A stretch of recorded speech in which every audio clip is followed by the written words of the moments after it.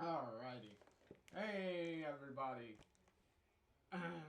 J- JR here, back with the continuing our journey through the Life is Strange franchise tier list here. Um,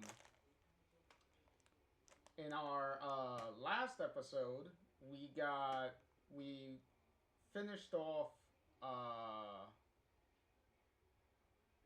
the second and third chapters of Life is Strange True Colors.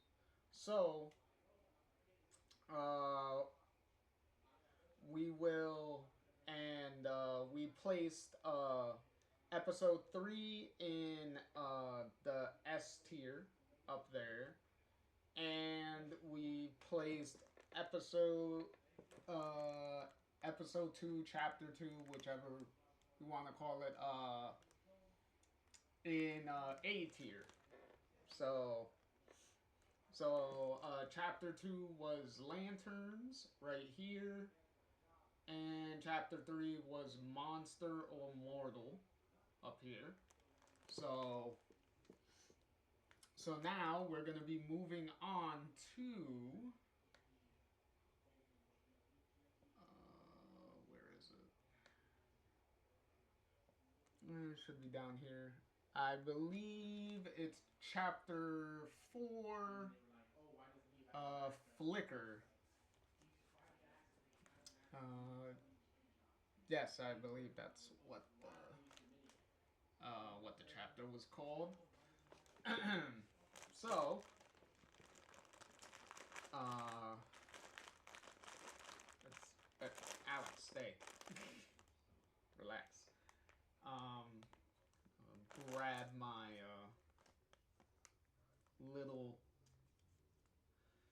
little snack while we go through this. A little applesauce here.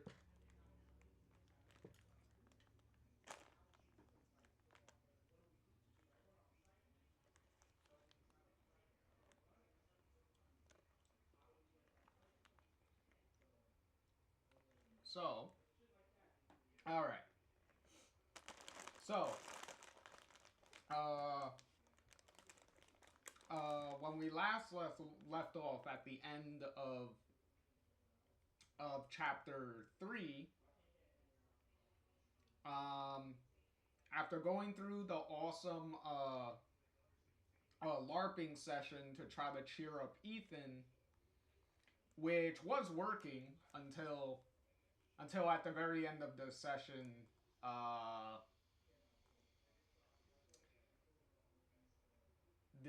the blasting sirens uh, went off and pretty much triggered Ethan's depression again. So Charlotte ended up sending Ethan to spend some time with his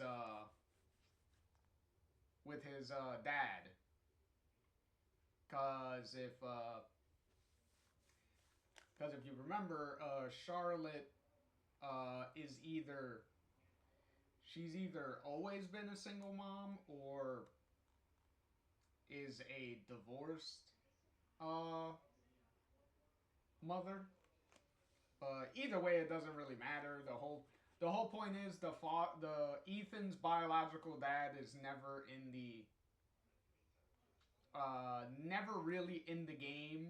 You don't really see him. I think you see him in like a picture, because I think Ethan does text Alex, I think, a picture of him and his dad sometime later. So that's as far as you go.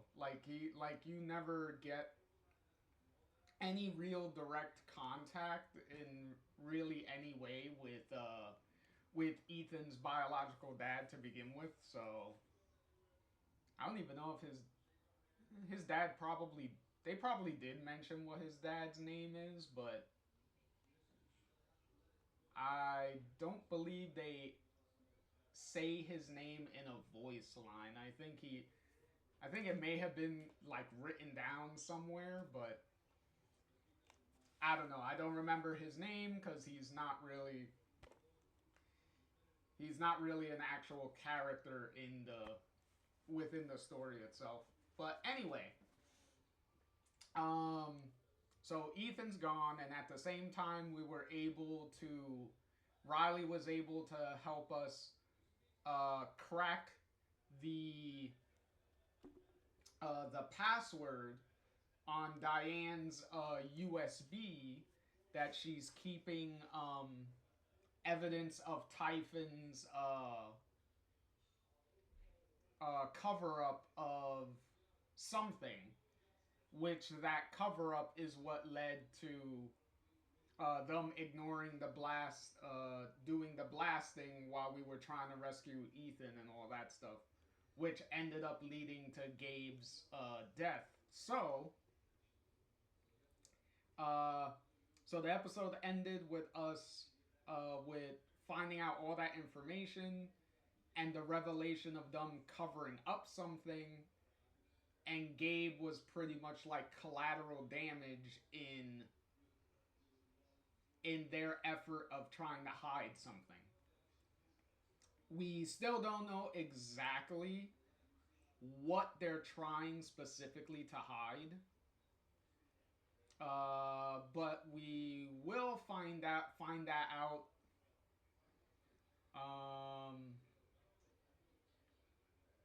We're not going to find that out in this episode, in this chapter. We'll find that out in the last one. So let's get into what's going on in this chapter. This chapter shouldn't be too long. I don't believe it will be, but we'll see. In any case, okay, so chapter 4 begins with Alex on the getting her shoes on, getting ready to go. Excuse me, to go out, and at the same time she's on the phone with Officer Pike, pretty much letting him know about the evidence they have and what they uncovered and everything, and pretty much setting up a meeting with Officer Pike to meet up and for Alex to give him the information and all that stuff. Which pretty much Pike tells her that he'll meet up with her in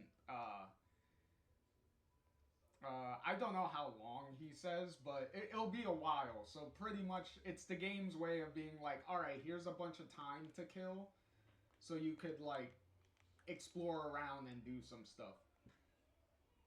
Mainly because once you meet up with Pike, once you do everything to trigger the Pike meetup, it's pretty much a straight shot to the end of the episode. So this part is pretty much the only big exploratory section of this chapter. So you pretty much finish setting up your meeting with Pike. Alex is pretty much dressed up and everything. She's good. Also, during these sections where Alex is able to be in the apartment throughout all these episodes, except episode 5. I don't believe you can do it in chapter 5. But at the very least, from chapter 1 to 4, I believe, you can go to the dresser that's in the apartment, and you can actually like change Alex's outfit to a bunch of different options. And just like in Before the Storm, every chapter has a different like set of clothes that you could wear. So you don't so each chapter doesn't repeat the same batch of outfits. You pretty much have different sets of outfits. Which some of them are pretty fun and pretty funny, and then some of them are blatant callbacks to earlier games. Like Alex will have I believe Alex Max's Jane Doe shirt. Um, I believe there's a Chloe inspired shirt. I think there might be also the Before the Storm um variant of Max's Jane Doe shirt, the one that's pink and black instead of pink and white. So and there's also a Life is Strange 2 outfits with one with the main one being the variant a shirt based off of Sean's wolf sweater that he primarily weared a lot throughout Life is Strange 2. So fun little clothing options. Um, so in any case, after you pick her outfit, whatever she's gonna wear, right? Um, you leave to go to the Spring Festival, which is going on in town, with the main event area being in the park. So the park is all set up like as a little festival location with certain little attractions and booths and stuff set up. Which this festival, Spring Festival, is also the payoff to setting up the festival from the very first chapter, from when you meet Jed for the first time, and he pretty much mentions that he's helping set up and get ready for the festival and stuff that's gonna be happening. I think by the first episode, I think like a month or maybe a month, probably like a month and a half or something has passed so far in the game. So now the festival is actually happening. Everything's set up. Your friends are actually working the festival in some way. So you have Steph is obviously DJing the festival, so she's obviously playing the music and stuff. And Ryan is kind of helping her out with some of that stuff. And then we also have everyone else. A bunch of the NPCs are actually a couple of NPCs are around the festival. One in particular, because there's a slightly a hidden side quest, is the guy that lost his dog, that you could help find his dog, is actually at the festival, and he's trying to win a grand prize from this lady that has a guess how many jelly beans are in the jar, this big jar. So he's standing in front of the jar, and he's really trying to think about how many, so that way he could win like the prize. And you could actually help him with that, which is also fun because if you did help him find his dog, and you talk to him during this part, he'll actually follow up and like thank you again for helping him find his dog and all that stuff. So it's fun that he remembers that stuff, and they reference that little bit. But yeah, you can help him do that by pretty much reading the the lady that's running the little thing. You could read her like emotions and stuff to gauge like how much up of the number you need to go, or how much down, depending on what numbers you're telling the guy to guess. So that's a fun little thing. Also, Eleanor's at the party. You could talk to her. She'll also uh, tell you, because you could ask about Riley, because if you're walking around, you'll notice that Riley is not there. So you can ask her like where Riley's at, and she kind of makes up a something. But then after the conversation, you could kind of read her emotions and pretty much find out that Riley is at the bus stop and she's getting ready to pretty much go off to college because she got accepted and everything. And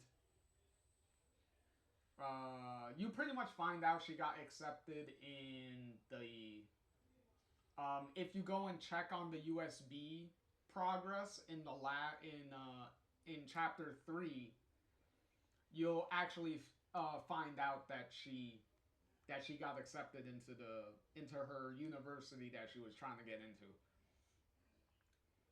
So now here, she's at the bus stop and she's leaving, and she's avoiding saying goodbye to everyone because she doesn't want to. Because she kind of feels that it'll make it harder for her to leave. So in any case, she's so with that information, you can actually choose to go to the bus stop and actually talk to Riley directly.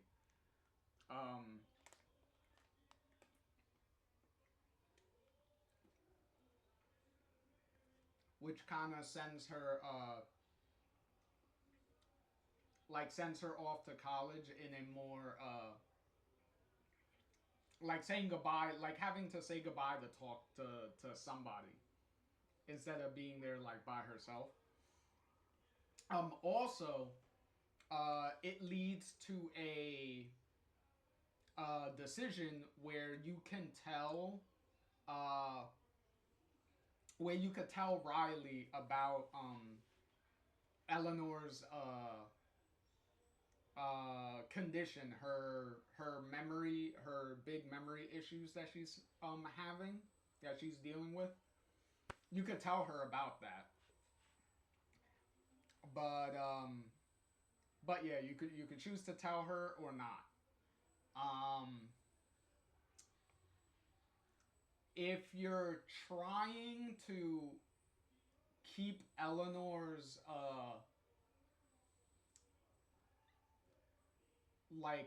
her like a good relationship with Eleanor, you pretty much don't tell her anything. Because if you do tell Riley, then Riley decides not to go to college, and she actually goes to the festival and confront Eleanor about it. Which you don't see, like you don't see that happening. What you end up doing is, if you do tell her and you go back to the festival, you'll actually find that Eleanor has like disappeared. Like she's just not there anymore. So so um so yeah. But yeah, for the sake of trying to get the best ending you can get out of the game, we go with not telling Riley about Eleanor's thing. Eleanor's forget memory problems.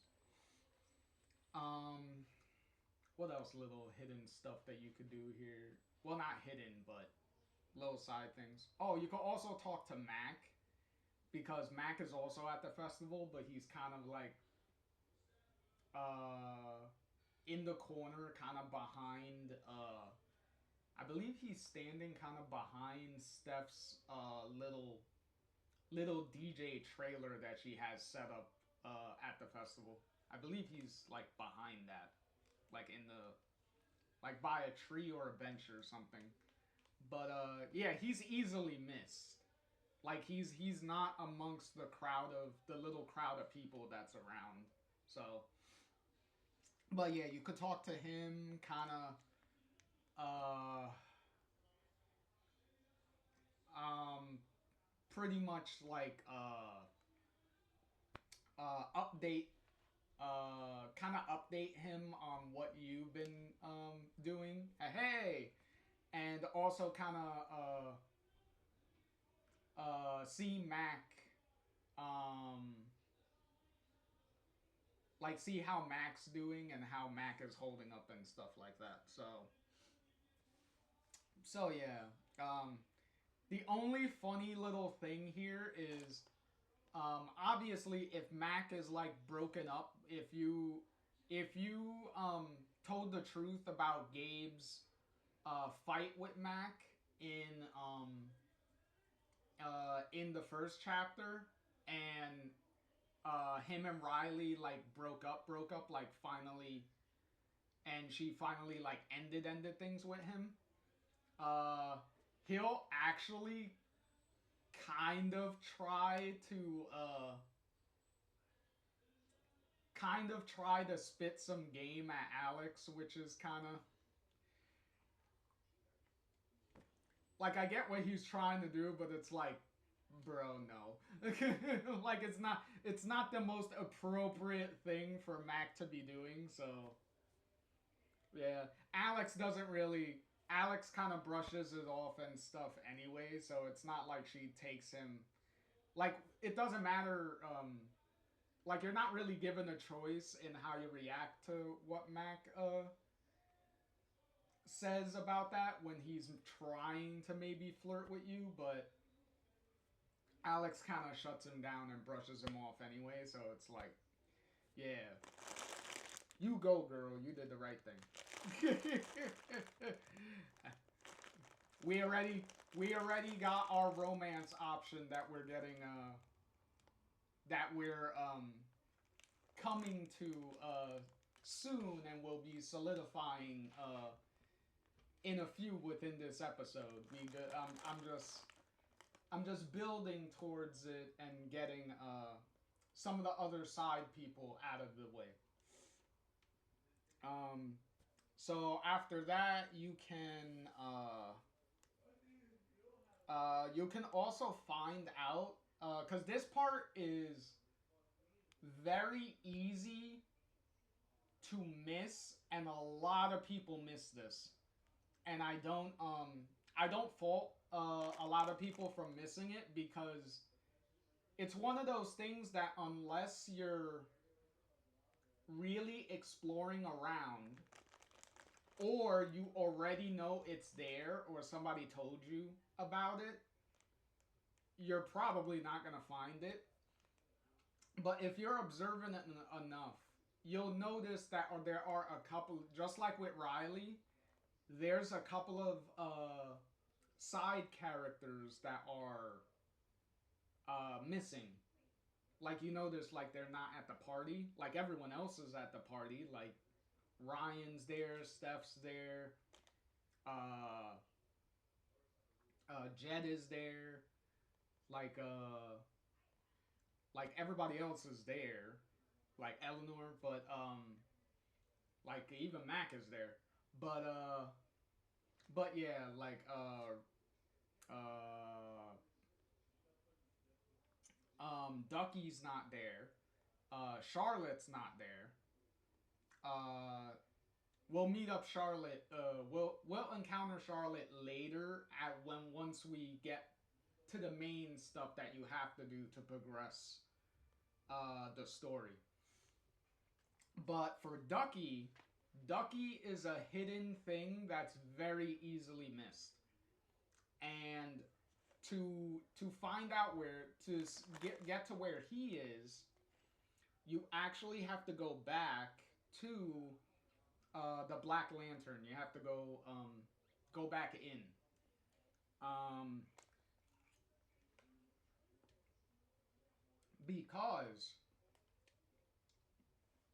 um, one of the reasons why it's easy to miss this is because when you're leaving to go to the festival at the beginning of the chapter, you leave. When you leave the apartment, it already it already goes into a cutscene of you at the park and already like uh, walking into the park and greeting everyone. So some people might think that like, oh, so I can't go interact with the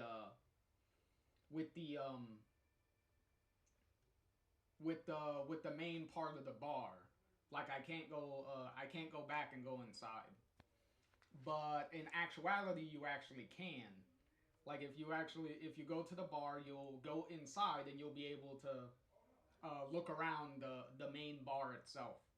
And if you do that, you'll actually find that Ducky is sitting um, in the back of the bar where the pool table is.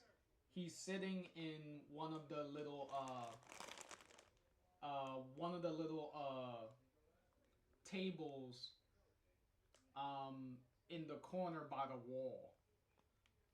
So he's kind of like hidden in the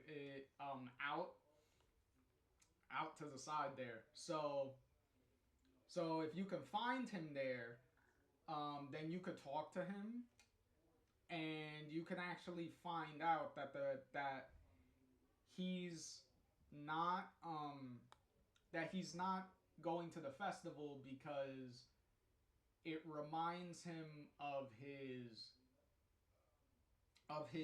late wife. So he's kind of keeping himself separated from everyone else so he can kind of be depressed by himself, pretty much. Which he pretty much tells you in the like not in an assholish way, in like the nicest way he can tell you to pretty much be like, look, I just want to be left alone and stuff like that, like stuff like that. But you can actually read his emotion and stuff to find out what's going on with him, and then you could actually dig a little deeper and give him a little memory, like like relive kind of a little memory of his wife. Like you could find out of like a song that him and his wife really liked kind of like dancing to or whatnot. And you could walk over to the jukebox, find the song and actually play the song, and that will prompt him to like stand up and stuff and actually like talk to Alex and be like, how did you like he's kind of questioning like, wow, how did you know like this song and whatnot. Alex kind of brushes it off and kind of be like, here, come here, and she actually does a little like a little slow dance scene with Ducky, um, which is really which is honestly like really sweet. Like it's one of the it's a pretty like memorable scene, especially with people that actually have seen it, because Ducky is actually one of the more probably one of the like the most light-hearted character uh, of the side characters in the game, because he pretty much like has some pretty funny lines, some pretty funny moments. He was one of the funniest moments of the LARPing session in chapter 3. Like it's he was a pretty funny character. And then um, if you find this scene, then it's like all beneath all that fun, like there is like a deep sadness to him um that he kind of like hides underneath the fun loving side that he shows off to everybody. But yeah, so with that, he pretty much thanks you for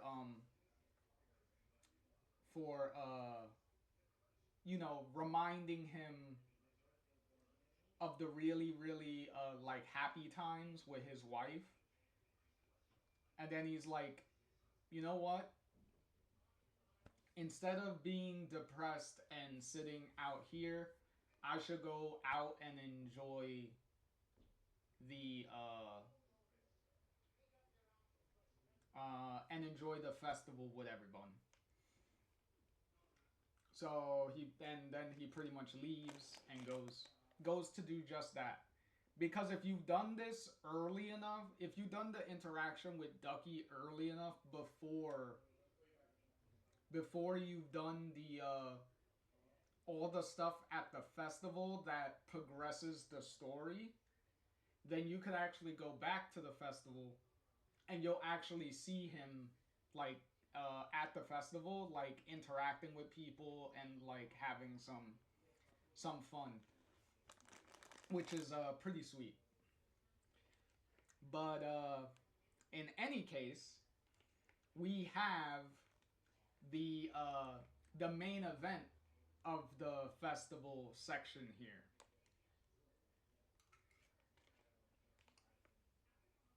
And if any of you have played True Colors, then you definitely know what the main event of this festival section is.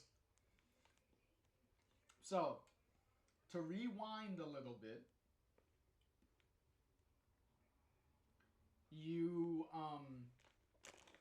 once you leave the apartment and the Black Lantern at the beginning of the chapter, as I said, the game dumps you into the park already. So once you're in the park, you see Steph is on they have this stage for a musical performance set up at the park. And she's pretty much doing a sound check. And Ryan's like assisting in the to the side with the soundboard and everything, to make sure everything's running good. And then pretty much after some fun teasing with Steph, because as soon as she sees Alex, she pretty much has to bust Alex's balls about being like, oh my god, you actually own a skirt. Because it's the one time in the game that Alex isn't wearing pants. So with the implication of from Steph being like, oh, so you do have some stereotypical girl clothes. Which is pretty funny. Which also makes the microphone ping high, so it kind of does the like when you yell into a microphone real loud and it does the big that ringing noise. She ends up doing that when she yells at the shock of Alex being walking around in the skirt.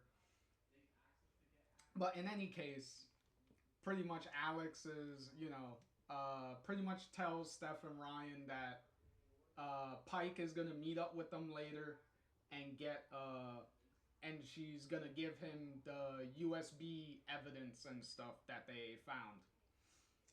So Steph and Ryan, all right, like this is why we need to celebrate and stuff, and for all of us to enjoy ourselves and things like that. And then Alex is like, okay, the stage is set up for like a musical performance. So who's gonna be playing? Who's gonna be performing? Which, if you're observant enough to look at the stage, there's a drum set on the stage. And who else in the game at this point do we know that owns a drum set and plays drums? Obviously, Steph herself, which Steph immediately cuts in on Alex asking who's going to be performing, and she pretty much was like, it's me, and comes and walks in with the drumsticks in her hand.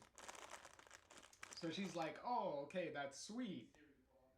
And then they're like, and then Alex is like, okay, so who's gonna be performing with you?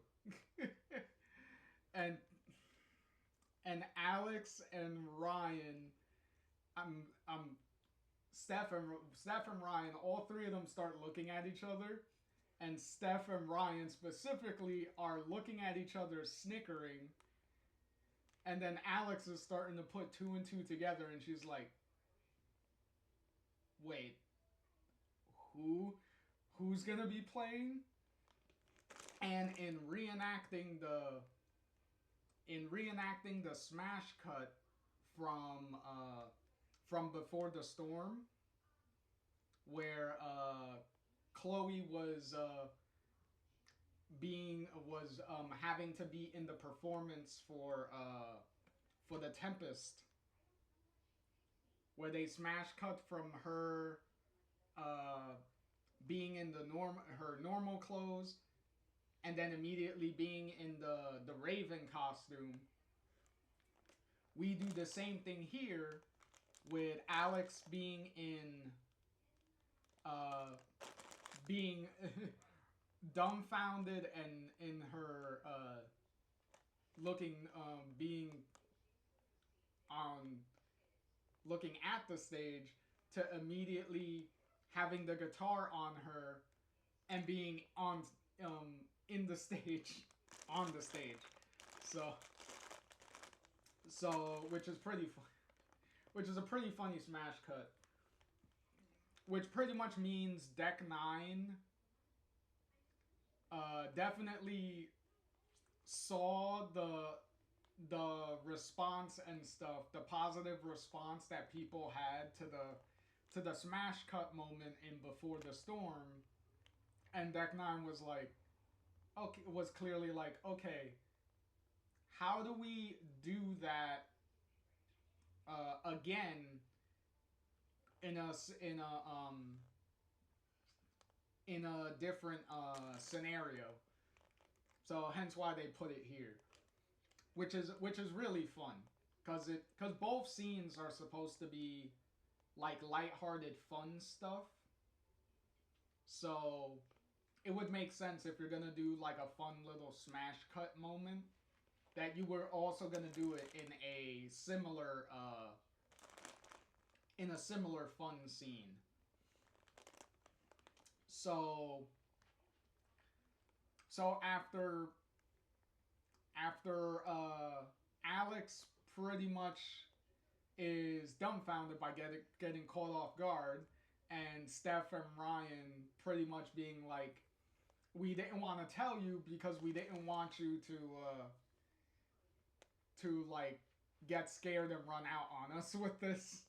So, um,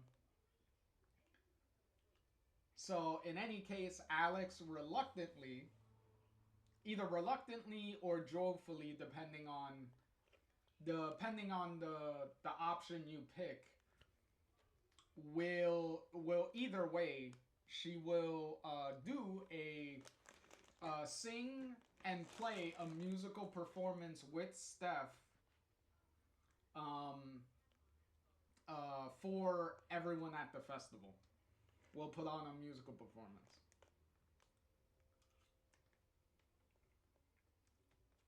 So, um, and just like the first chapter, when Alex is sitting in the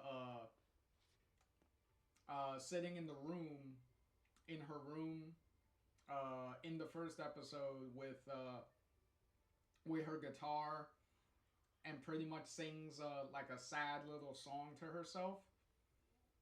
Just like how that scene was sung by MXM Tune instead of Alex's primary voice actor, Erica Mori. MXN Tune does this musical performance here at the festival, and to contrast the first episode, this song is actually way more upbeat and jovial than the first chapter's song. So a nice little contrast to it. Um, also, also before the musical performance, in between Steph finishing off the mic check and everything for the equipment and starting the musical performance, there's a break in between where Steph and Ryan says they still have to fix up a couple of things, so go entertain yourself for a while. And Ryan says that he'll text you when everything's ready, so that way you could come to him and they could start the performance and all that stuff. So that's being really secret at that point.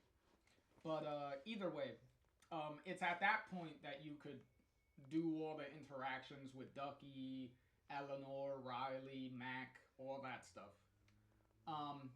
And most importantly, at this point too, because Steph talks about this on the radio. Yeah, I believe it's the radio.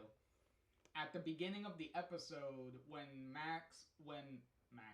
Alex is still in her apartment and she just finished up talking with Pike on the phone, on the radio, Steph is pretty much reading off like the advertisement for the festival, and she also mentions that there's a festival tradition where if you really like someone, you could present that person with a rose to pretty much like signify your commitment, so to speak, with that person. Like you want to be with them and all that stuff. So it's at this point,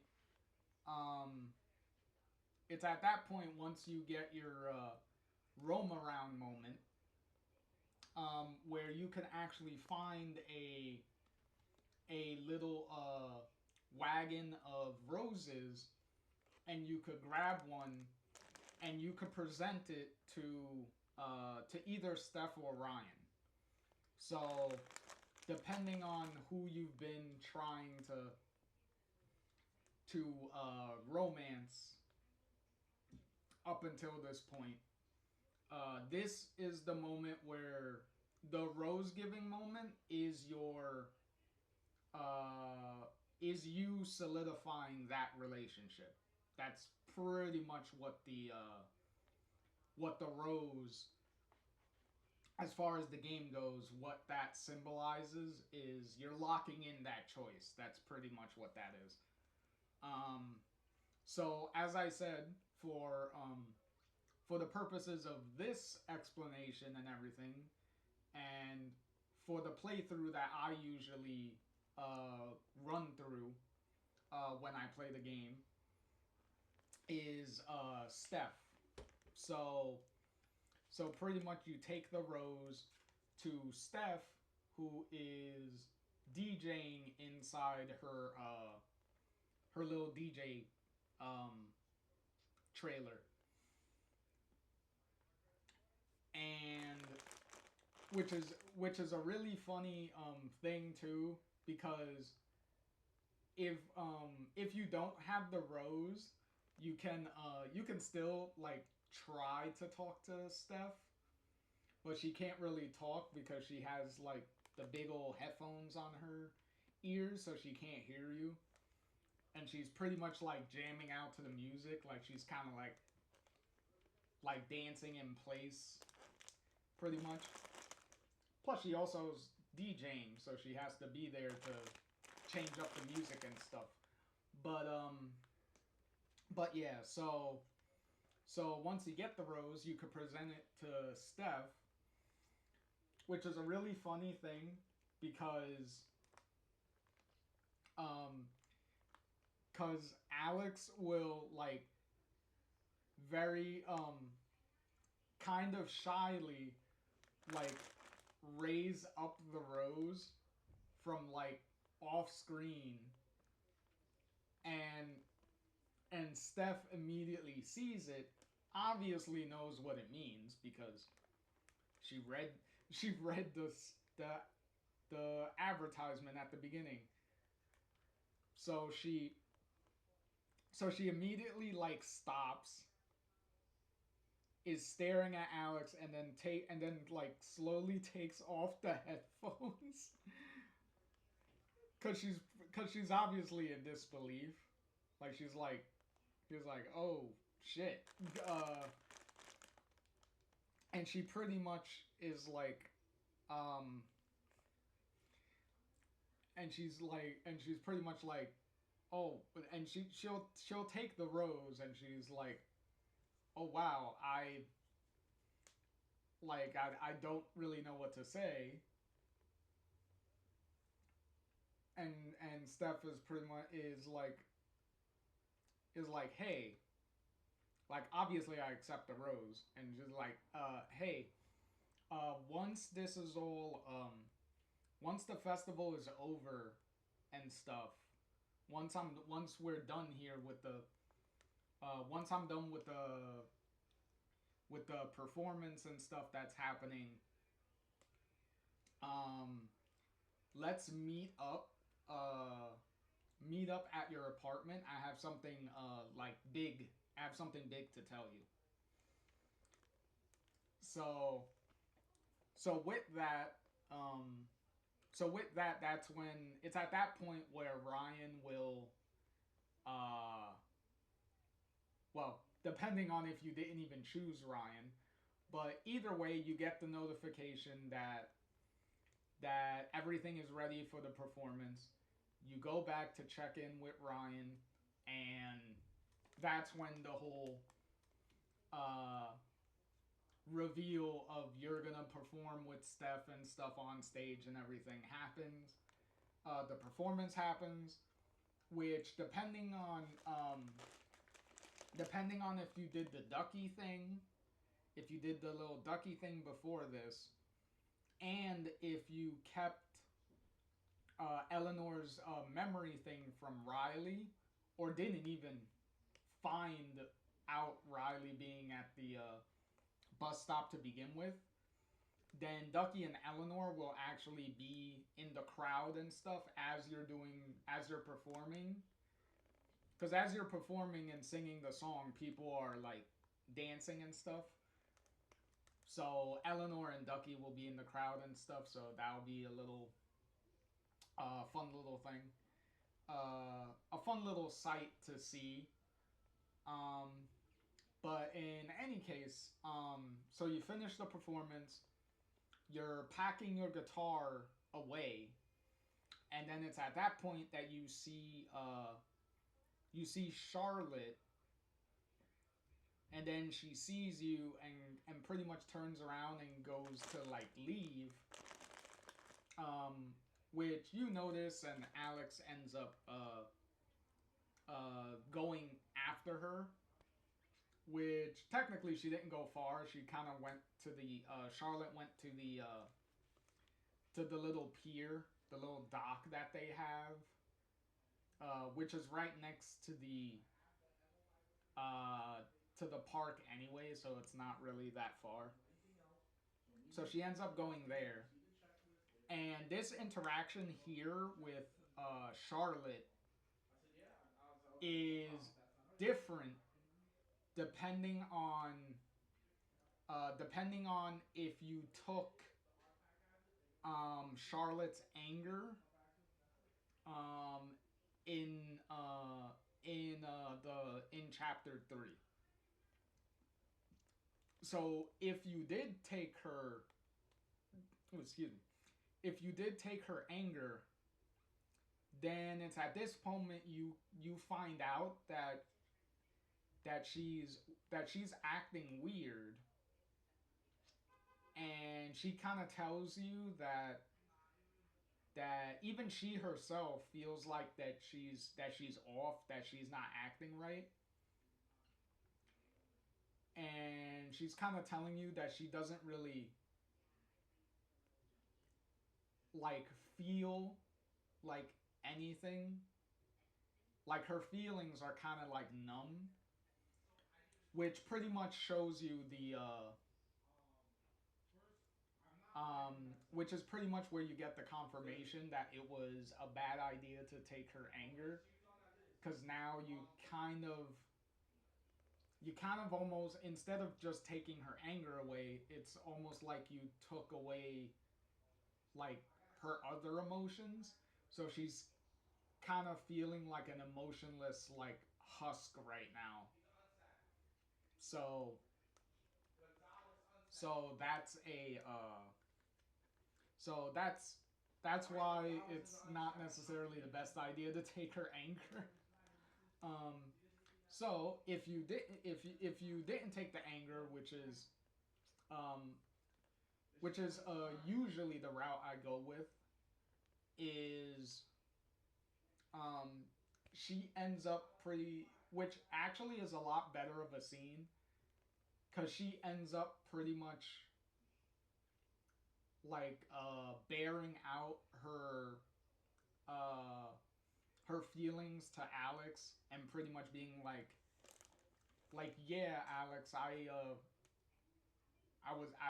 kind of blamed you for, you know, Gabe's death and everything that happened. I was so happy initially when you came to town. I had it so much in my head that we were gonna be like the best of friends, and it was gonna be like happy joy thing with all four of us and stuff.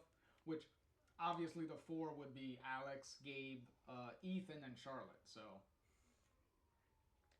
and you could and it's at this point you have like a kind of a moment of calm moment where you could pretty much like comfort Charlotte, and pretty much like give her like a little hug, like a like something like this, where you like where you like have a little like shoulder thing where you put like your arm around like their shoulder and kind of like give them a slight little hug in. You and Charlotte are pretty. You're doing that to Charlotte, and she's pretty much. And you could pretty much like stand there for. Y'all can stand there like on the. At the end of the little dock and just like have a nice little moment there. Um, it's a pretty good payoff uh to kind of everything. Um, Also, mainly, this episode is also wrapping up a lot of people's like side the side characters like stories and things like that. It's kind of wrapping up a bunch of it because the final episode, chapter 5, is pretty much just gonna be like the ending, pretty much. So everyone's not really gonna have a lot of time for themselves. So they're kind of wrapping up on like everybody's little thing like here. So so you have that nice moment with Charlotte. Charlotte pretty much like thanks you, and she's pretty much like, you know what? I'm coming to terms with like my anger, my emotions and stuff, and she's like, I think I'm gonna get through it. I think I'm gonna be okay. And Alex is pretty much like, hey, I'll be here if you need any help, if you need anything, I'm here. So so that's really fun uh, scene, and really like nice and heartwarming moment for that. And then after that is pretty much you go to the you go meet up. Well, for us, you go meet up with Steph. Obviously, if you romance the option that if you romanced Ryan, then it's gonna be Ryan instead that you're gonna go meet up on the roof of the Black Lantern. But for us, it's Steph. So we go to so we go back to the Black Lantern, which it's at this point, if you didn't find Ducky, you could actually find Ducky at this point, but at this point it's already like late, because if you go upstairs to the apartment, then you immediately go into the scene with either Ryan or Steph on the roof. So you'll be like shot into pretty much the end of the episode at this point. So you won't be able to see Ducky dancing around during the performance and all that stuff. So so for me, I always make sure to do his stuff before everything, so that way there's a lot more joyful moments for him to experience before the end of the episode.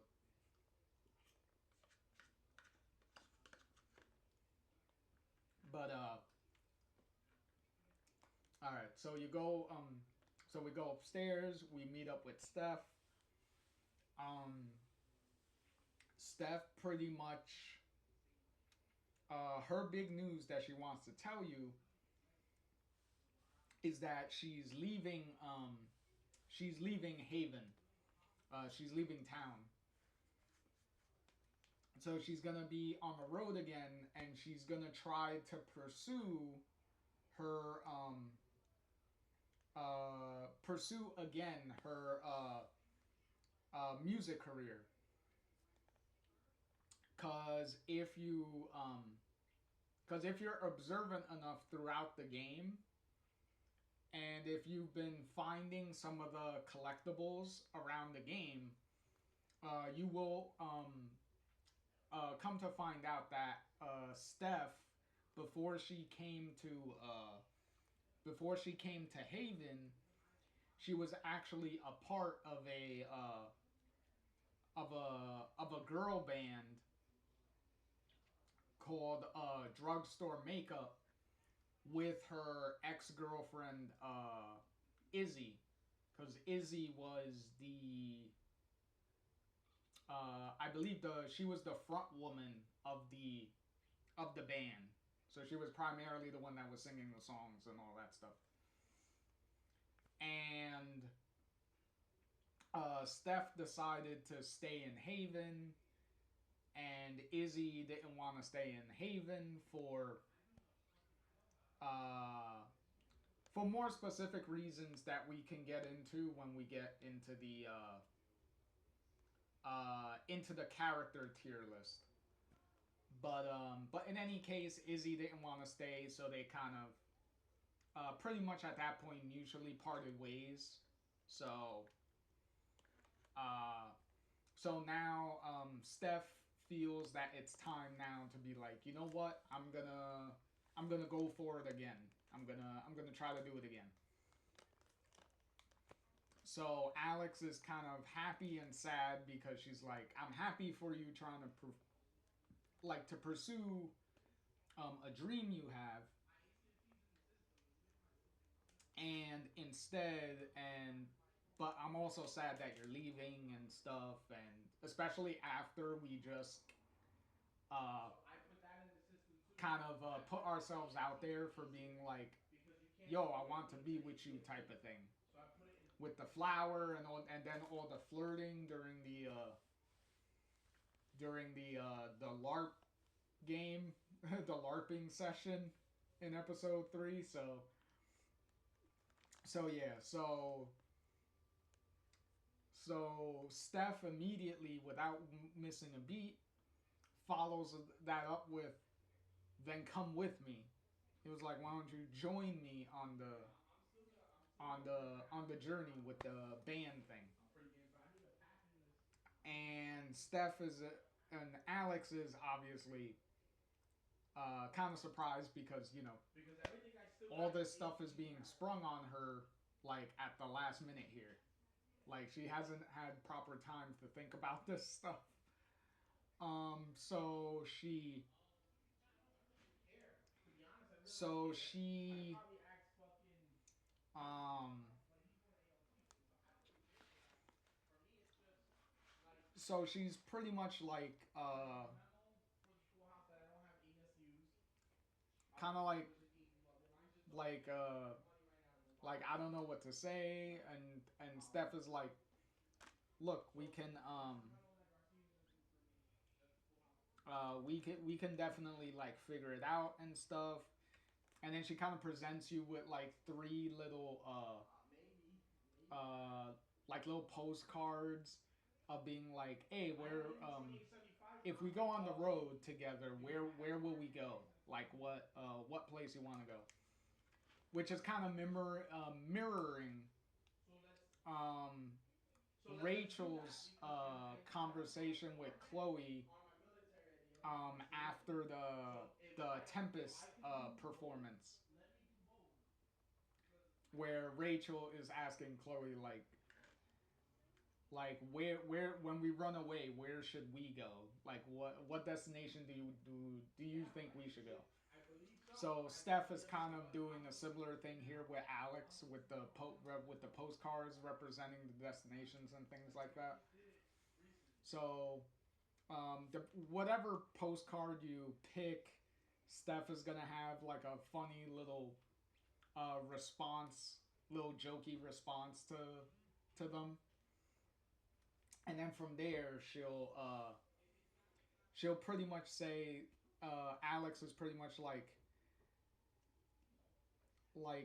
this is still like a lot to process right now, and then Steph is like just relax. I don't need an answer right now. Plus, also doesn't matter Doesn't really matter where we go, as long as we're together. It doesn't really matter where we go. Um, so it's at this point that they're standing in front of each other, and then it's at this point that Alex can sense Steph's emotions, and pretty much what you figured her emotion would be, and she's pretty much telling. Well, in her mind, she's pretty much telling Alex to kiss me already, kiss me, I'm right here. Um, which which at this point, as Alex, you could actually pick whether to do it or not. Um, which obviously at this point, like, why wouldn't you? Like, come on. So if you do end up doing it, it's not. It's a nice, sweet kiss that they have. It's not as steamy and it's not as steamy as Chloe and Rachel's kiss can get, depending on in Before the Storm, depending on how much affection and stuff that you have like shown to Rachel throughout that game. Because in that game, if you've shown a lot of affection to Rachel leading up to that kiss, then the kiss itself is different and executed differently depending on how high your relationship points with Rachel is in that game. Unfortunately, um, here in True Colors, there isn't really something like that. So pretty much the kiss is pretty much the same, pretty much for the most part across everything. There's no real huge differences like in Before the Storm. Like in Before the Storm, you could do like a lot of you could do a good amount of like experimenting on how much your relationship level is with Rachel, and the kiss will have like the variance uh, between all that, like substantial variance in most cases. So here's not really that, but either way, it's a nice thing. Um, the emotion is really jovial when it's happening, and it kind of releases like this big like joy like aura that kind of goes into the sky, and then the sky kind of turns into a um, the like a colorful like sky, like multicolored like sky everywhere. So it's kind of like the aurora borealis, like kind of like that kind of sky effect is what ends up happening. So it's at that point that Steph pretty much is like all right, I've given you a lot to think about, so let me see myself out and give you time to think and stuff. Uh, so Steph leaves, um, and then Alex kind of stays on the roof and kind of muses to herself a little bit. Kind of talks to Gabe in her head a little bit. Not literally, just like an inner monologue type of thing. Talking to Gabe. And then and then from there, she ends up uh, going going back out to the Black Lantern, and then out of the Black Lantern, And it's at that point is when Pike ends up walking, meeting up with you, and he does not look. He really doesn't look happy.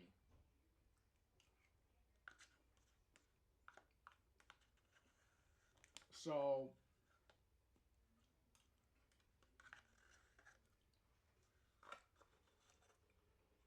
so he pretty much not really arrests you, but he does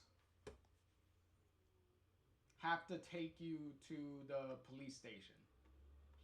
Like you're not in handcuffs or anything, but he does have to take you to the police station for a uh, for a pretty important discussion. So now you're in a. So now we cut to the police station, and you're in the interrogation room. Pike comes in with a folder, and he pretty much sits down with you. And Alex is pretty much like, okay, what's going on? What is this all about? And pretty much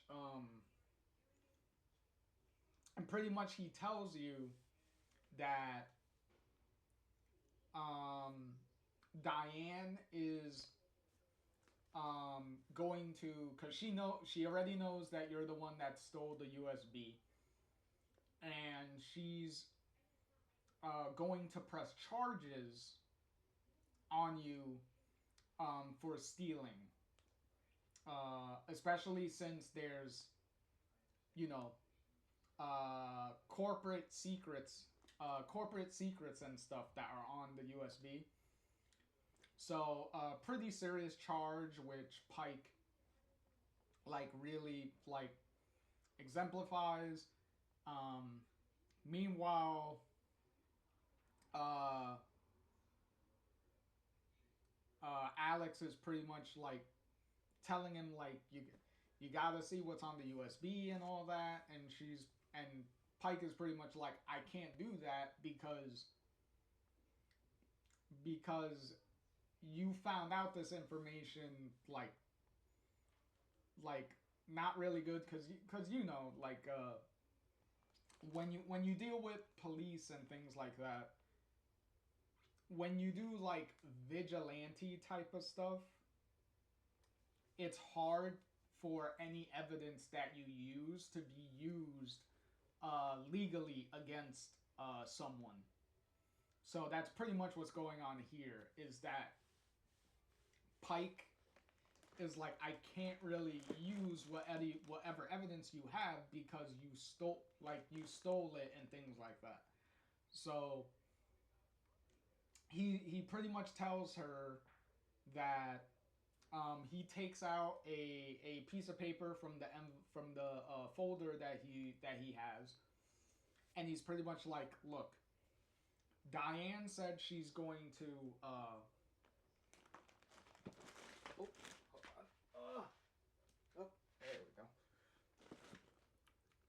go. Diane said that she is going to. That she's going to drop all the charges if she signs this agreement, which is pretty much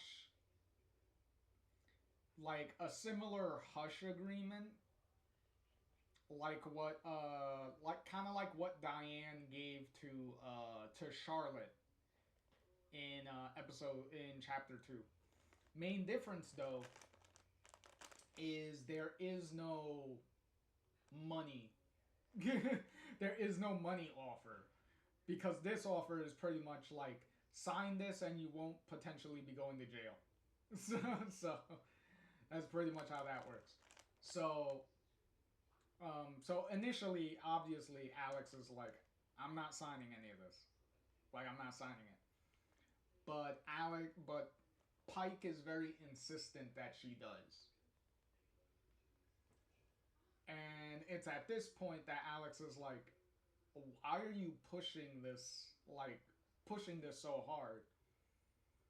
And then that's when Pike is like, all right. And that's when he opens up the folder and turns it to her and is like, and is pretty much like, here, this is why. And then it's at this point you can look through the folder and you'll come to find that the folder is filled with papers and stuff of Typhon has been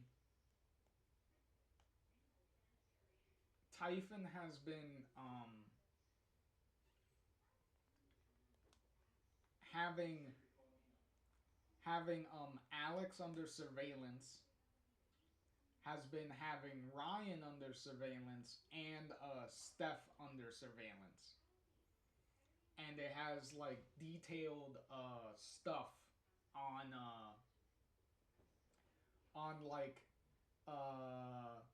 characteristics breakdowns and stuff of each one of them, and like the threat level of each one of them depending on like how much Typhon thinks they know about things. So pretty much like threatening you, like, okay, if you don't sign this paper, you're not the only one that's going to be in trouble, type of deal.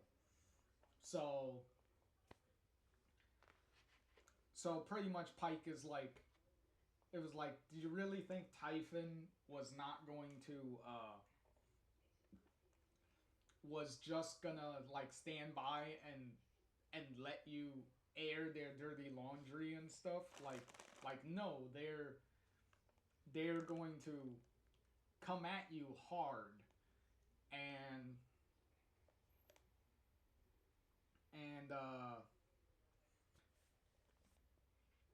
so it's at this point that you can sign the paper or not sign the paper. Obviously, signing the paper is kind of like the shitty way of doing it, but if you don't sign the paper, you end up trying to take away. No, you don't try. You actually do end up taking away Pike's fear,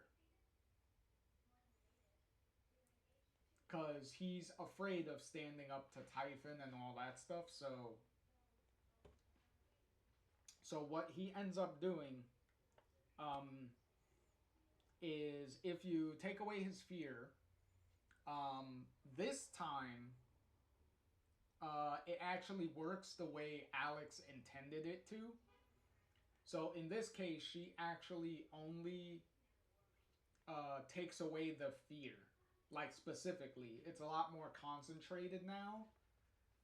So it's not like if you tried to take away the anger with Charlotte and it kind of like overdid it. This time it's actually it actually works out the way it's supposed to. So if you take away his fear, he ends up taking the USB and he's like, okay, I'm gonna think about looking at what's on this, and maybe we'll be able to do something. And then it's at that point that he'll let Alex go. And then as you're leaving, Pike will tell you to be careful. Like, just because we got through this doesn't mean you're out of the woods yet. You still have to be careful. So we finished that up. We go back to the Black Lantern.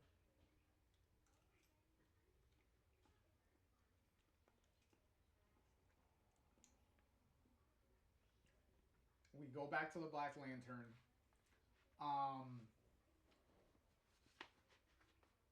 We end up changing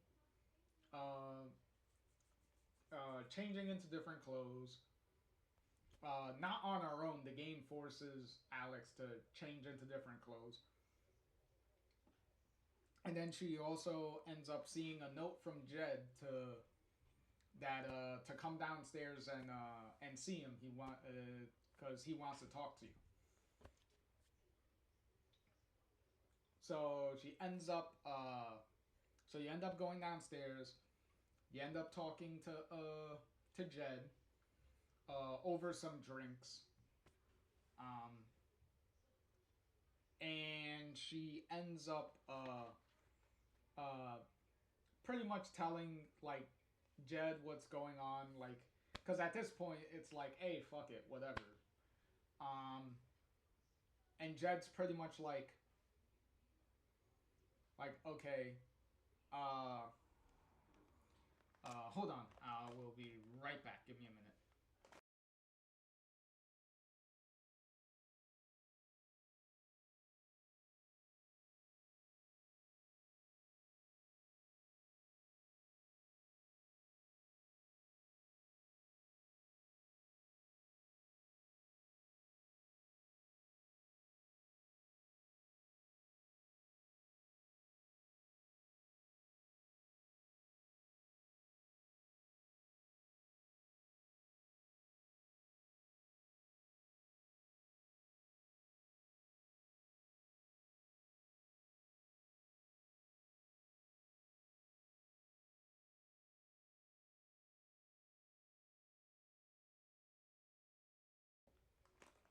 Okay, so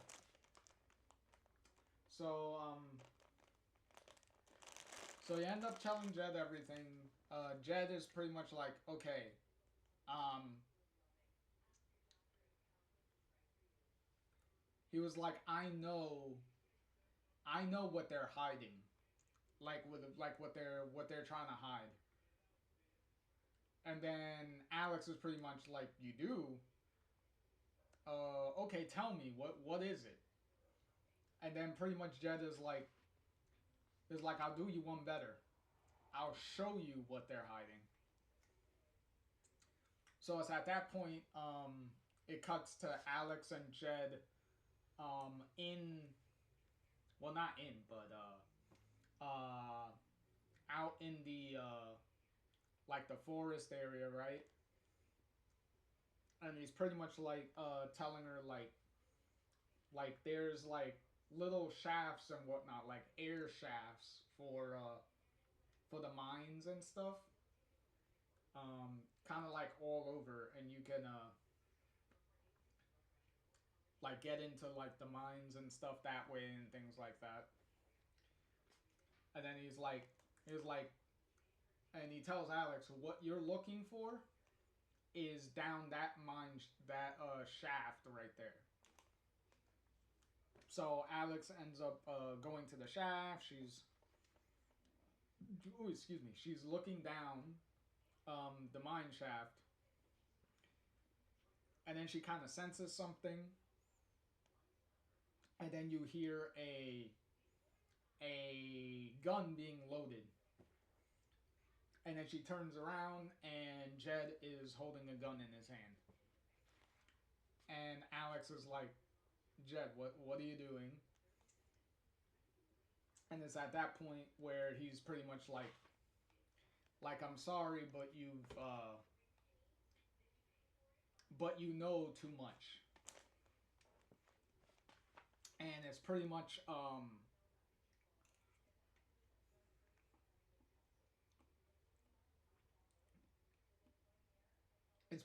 revealed that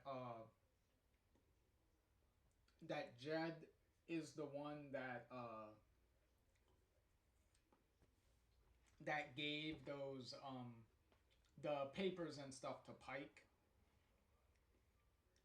because he mentions that he thought the photos and stuff was gonna be enough to make Alex stop. But since she doesn't want to stop, then he's kind of forced to get rid of her. So pretty much he's doing Typhon's dirty work, and he also implies that he's connected to what Typhon is trying to hide. So he's even more forced into making sure Alex has to disappear. Um, and Jed also mentions that his mistake was something very big, which is something that he can't make up for. So so he ends up shooting Alex, and she falls uh, down the mine shaft, and that's the end of chapter 4. So you pretty much have the reveal of a villain, not the main villain, because technically the main villain is the Typhon Corporation. But since it's a big corporation, then you have to kind of have some sort of antagonist, like a physical like antagonist representation. So that's pretty much what Jet turns into, because Diane kind of wasn't gonna cut it, because you already at this point you already know that she's not exactly loyal to Typhon, and she already has because that secret USB was in the event of like Typhon fucks with her, then she has information uh, that will bring down the company. So to make sure that they don't do anything to her. Um,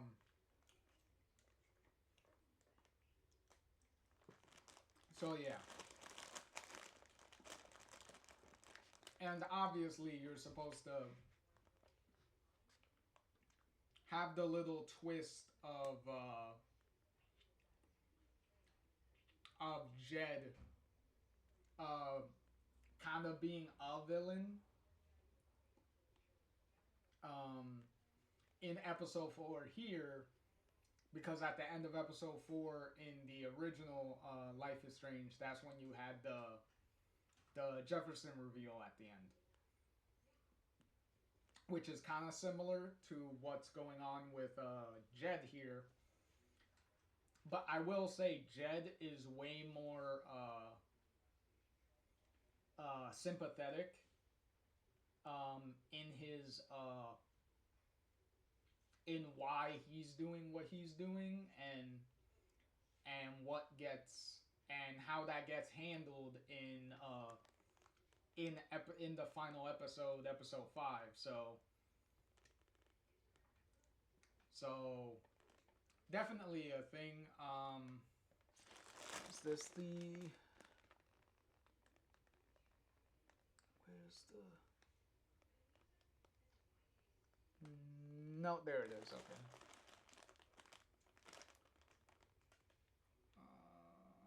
Episode 4.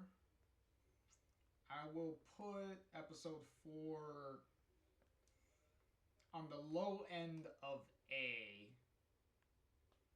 mainly because the entire festival stuff and everything is the most memorable part. Like everything that happens at the festival and the stuff that happens afterwards. The main problem though for me is you run through the episode extremely quickly.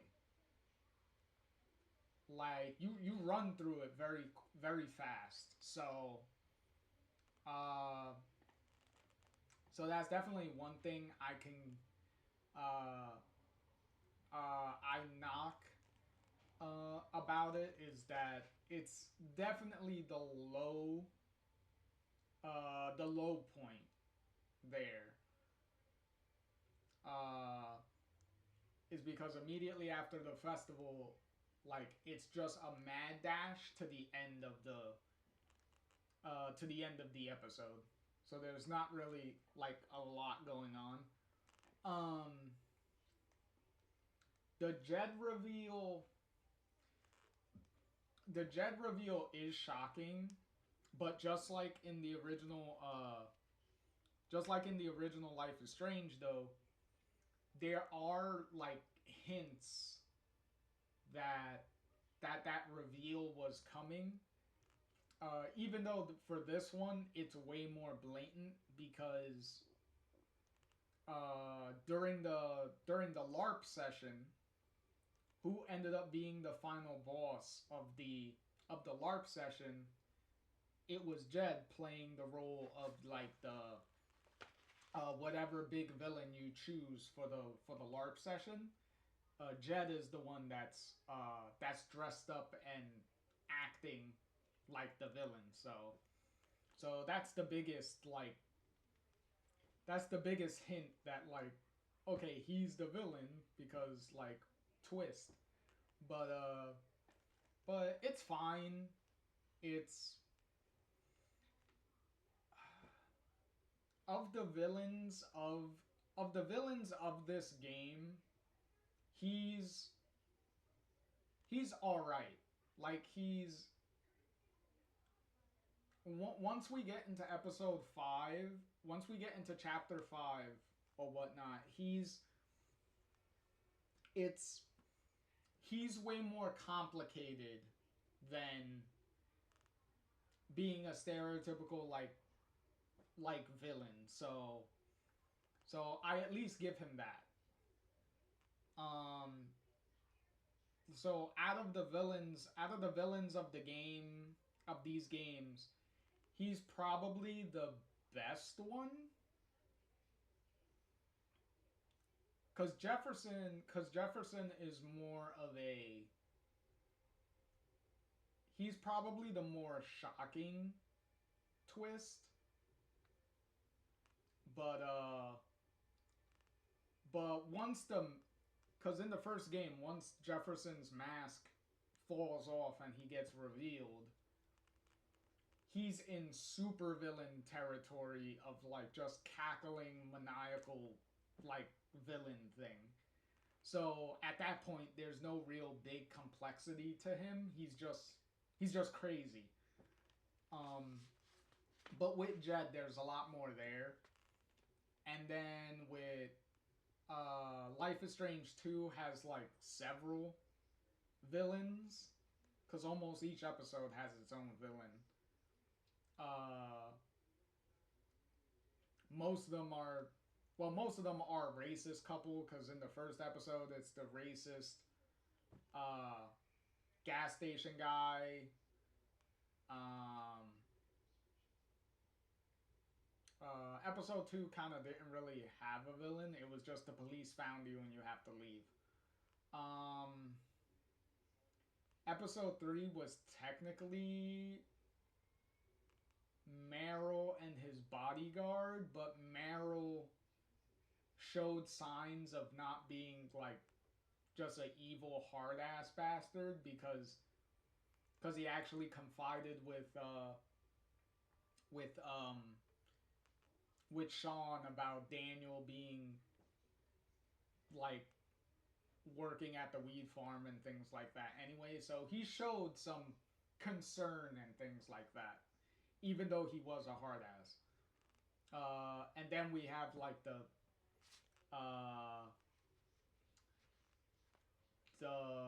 mother what was it, Mother Lisbeth, the cult thing. So she was the most stereotypical like just villain just to be evil.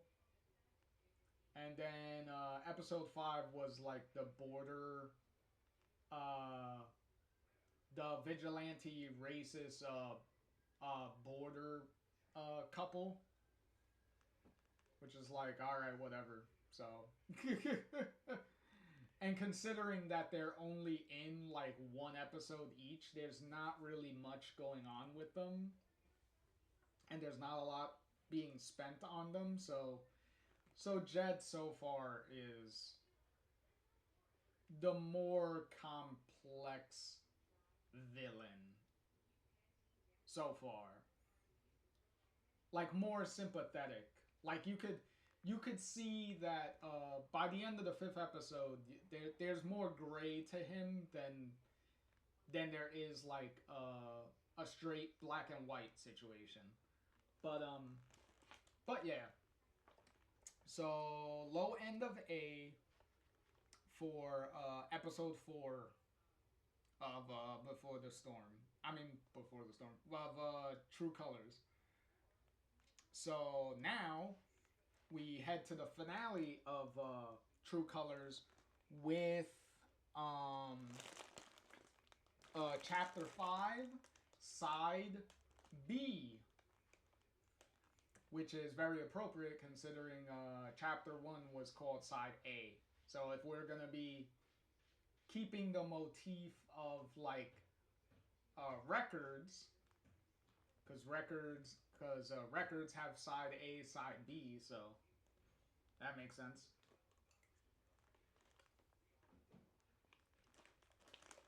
So this is also the hey, this is also the very trippy episode or chapter. Yeah. Cause if you played episode 5 of the original Life is Strange, um, True Colors ending gets pretty like weird and almost like really like supernaturally more like horror at some points, like horror type thing. So it's definitely like really taking that part of the final episode of the original game and doing and Deck Nine doing their own little spin on that, because right in the beginning, we're back at the beginning of the game where Alex is talking to the doctor at the beginning of the game. So we're back to that. But Alex is wearing the same clothes that she was wearing by the end of the last episode. So that's happening.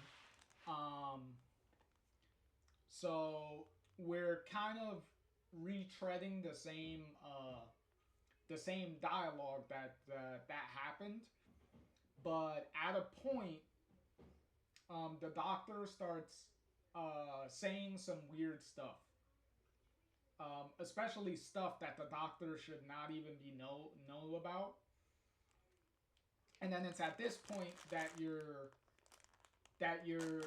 find out that you're in this weird like kind of like this dream thing. And so you have to find your way out of of this little doctor office room. So you got to do some like little puzzle stuff, which pretty much you ends with you having to open your guitar case. So once you do the puzzle which isn't really that hard, it's kind of straightforward. None of the puzzles really in True Colors are really that complicated to figure out. Like as long as you're observant of your surroundings, you could pretty much figure everything out pretty well. So once you're able to open the guitar case, you take out the guitar, Alex has it in her lap, and then it's at that point because the camera's focused on the guitar, and then uh, you start to see blood dripping onto the guitar, and that's when it pans over to Alex, and then you see that she's bleeding from the side of her head because she has a like a mark going across the side of her head like that. So there's like blood coming down and like dripping onto the thing. And then it's at that point that Alex pretty much wakes up. And when she wakes up, you find that she's on a board that she fell onto because she's dangling onto it by her stomach. So she's on her stomach, her legs and arms are like dangling, and she wakes up and she finds herself there. So during her fall down the mine shaft, she landed onto this piece of wood, and that stopped her from falling. Because obviously, if she fell all the way down, she most likely would have died, or should have died. Because the mine shaft is how they depict the mine shaft here is pretty big. Is a pretty long way down. So she wakes up. Obviously, she checks her head. She's bleeding because luckily for her, Jed didn't get a really good shot. Mainly because he's very conflicted. He was very conflicted about shooting her in the first place, and he wasn't like really close to her anyway. There was like a pretty good like distance between them, kind of like this, like a big enough distance. So his bullet, from his perspective, it looks like he shot her in the head. So from his perspective, he most likely thinks she's dead. But in reality, the bullet didn't hit her in the head. It just grazed the side of her head, and it didn't even like full on hit her. Hence the bleeding and stuff. So she ends so obviously her ribs are banged up because of hitting that piece of wood on the way down. So she gets up and she's like, well, trying to sit up a little bit, like get her like try to get up onto the piece of wood because she sees like there's a ladder that she could potentially climb up. So she tries to get up onto the piece of wood to get to the ladder, and she kind of almost gets there, but the wood ends up breaking, and then she ends up falling down even more. So she ends up falling down even more. So it's at that point that since she fell down since she had another fall down the shaft the rest of the way, now she's back to being unconscious. So so she so now we're back into her dream stuff, because now she's in a so in her dream she wakes up in a hospital, and Gabe is next to her, which initially she's like, "Oh, Gabe, I'm glad to see you," and then she immediately realized, like, "Wait, this isn't real. You're dead," and like stuff like that. and Gabe is like talking to her. So they're talking back and forth, and they're like, okay, we're it's like, yeah, we're in the hospital. You're mm, he tells her what ages they're supposed to be. Like they're supposed to be really young. I think Alex is supposed to be like 15. No, not 15. She's supposed to be like 10, 11 or something. She's supposed to be really young. Um I will say for what's happening in for what's about to happen during the series of flashbacks, because it's going to be a series of flashbacks that's going to be happening. I am disappointed that they didn't have like child models of Gabe and Alex for these flashbacks, because these flashbacks would hit way harder on an emotional level if they actually use like had kid models to use in these sections, because using Gabe and Alex's regular models, it doesn't really hit as hard.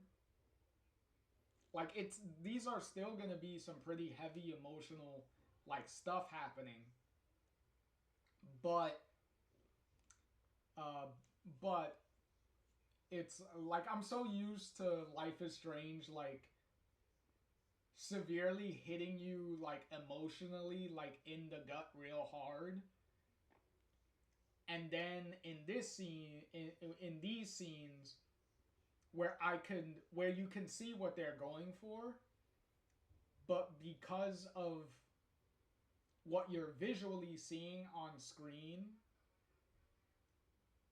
it doesn't hit as hard, because the fact that you're telling me they're supposed to be really young in these scenes, but what I'm looking at is just the regular Alex and Gabe models. Like it's just their regular grown up versions. So visually it doesn't pack the same punch as as I would like. It would be like if during the flashback when Alex go when Max goes back in time in the original game to the day William died, instead of a young version of Max and Chloe in those scenes, it would just be the regular grown-up versions of Max and Chloe. And it's like it's pretty much like that. Like it wouldn't hit as hard like that. So in any case, they're at the hospital for this flashback, for this first flashback, and um, Gabe is pretty much explaining what the initial setup of the flashback is, which is pretty much like they're there to see their mother, because their mother is dying from I think she's supposed to have cancer. I think she was either she was supposed to have cancer, or she has some like big life threatening illness.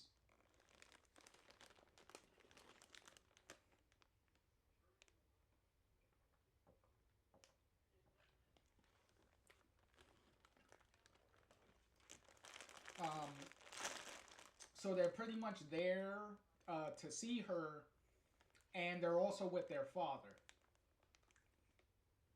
um, who after Gabe explains all this, he also tells Alex to play her part. So it's at that point, once he says play your part and stuff, that's when their father comes out of their mother's room and pretty much like tells Alex that you can go in and see, oh, excuse me, see your mom now. And so she ends up so she ends up so you end up getting up, you go into the room, and then it's at this point that you could like explore the room a little bit. But either way, you have to go to your mom's bed and see her. So you end up seeing her.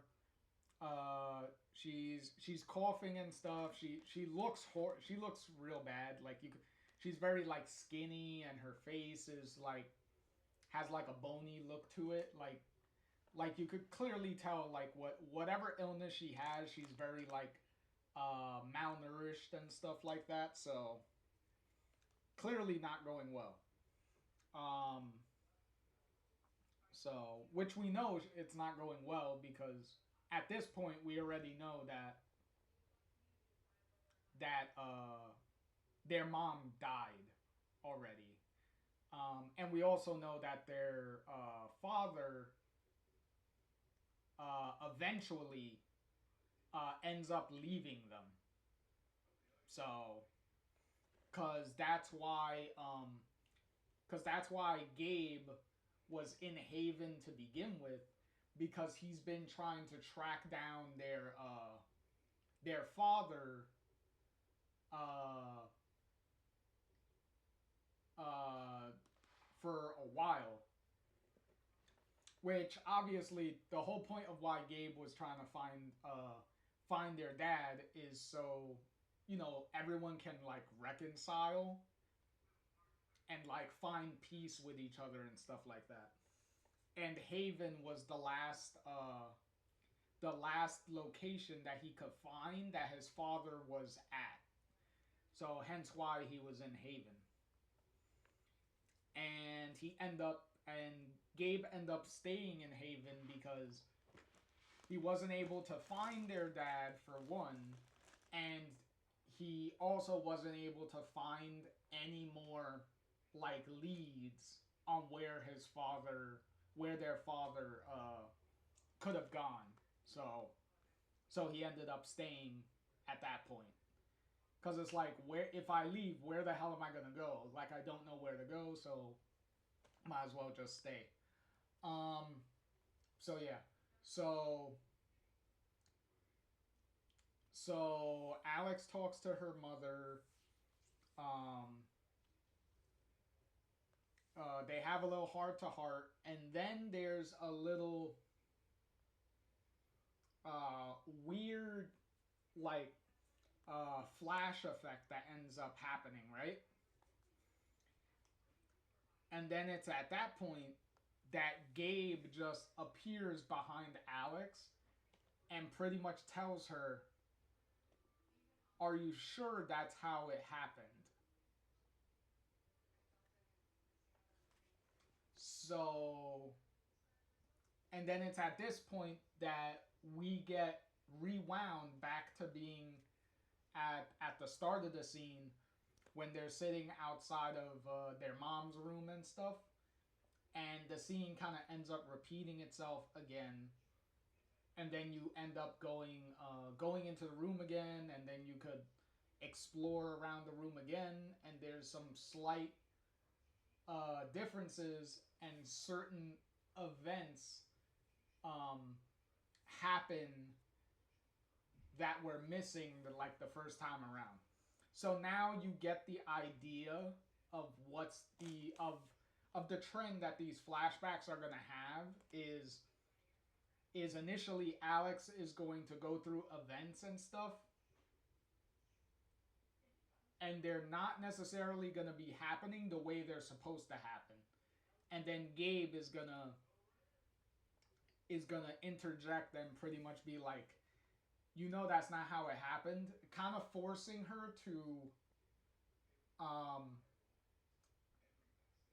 confront these memories the way they actually happened. because it's pretty obvious that Alex is repressing these memories and repressing certain aspects of the memories to kind of like make these memories more bearable in a way so that she could deal with. And so for this, it turns out that the conversation with her mother was way more in depth, and she pretty much gives her mother gives her this necklace, this like pendant, right? So she gives it to Alex, and she's pretty much like, uh, you're a really brave, you're like a really brave girl for being as young as you are. I don't know what like how are you this like this brave and stuff. And she's like, uh, you have to continue to be strong, uh, and look out for your brother and your father, that they're going to that excuse me that they're going to need you, which is really heavy because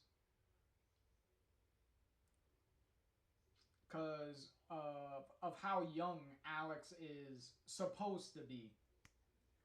Because remember, she's several years younger than Gabe is, so she's really young, and she's being set up here that she was supposed to be like the glue that once their mom was dead, she was the one that was like gonna be took it upon herself to be the glue that was gonna keep the rest of the family together. That she was gonna keep her, Gabe, and their father together. But as we know, obviously that's not really gonna play out that way. So once she confronts that scene, then we get sent into another scene, which is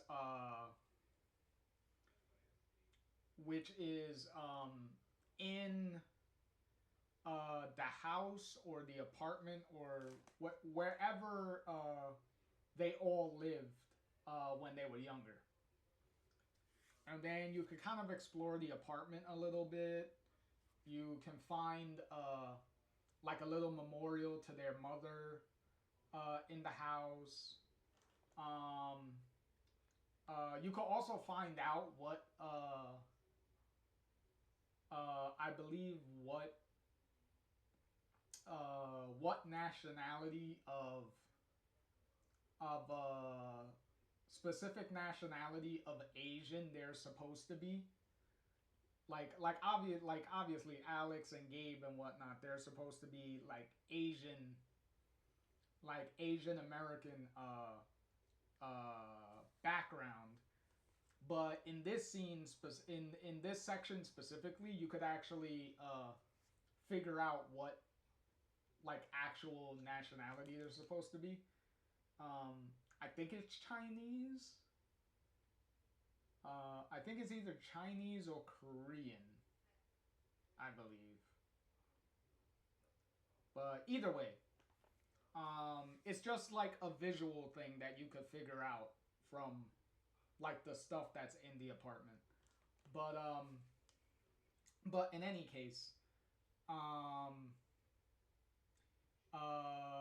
Gabe again shows up. He pretty much breaks down what's about to happen and along the time frame of when this specific memory is supposed to be happening. Then yet again, he tells you have to play your part, and then he goes outside. Like he opens the door and goes outside. Which pretty much becomes Gabe confronting like their dad and ends up yelling about them and all that stuff.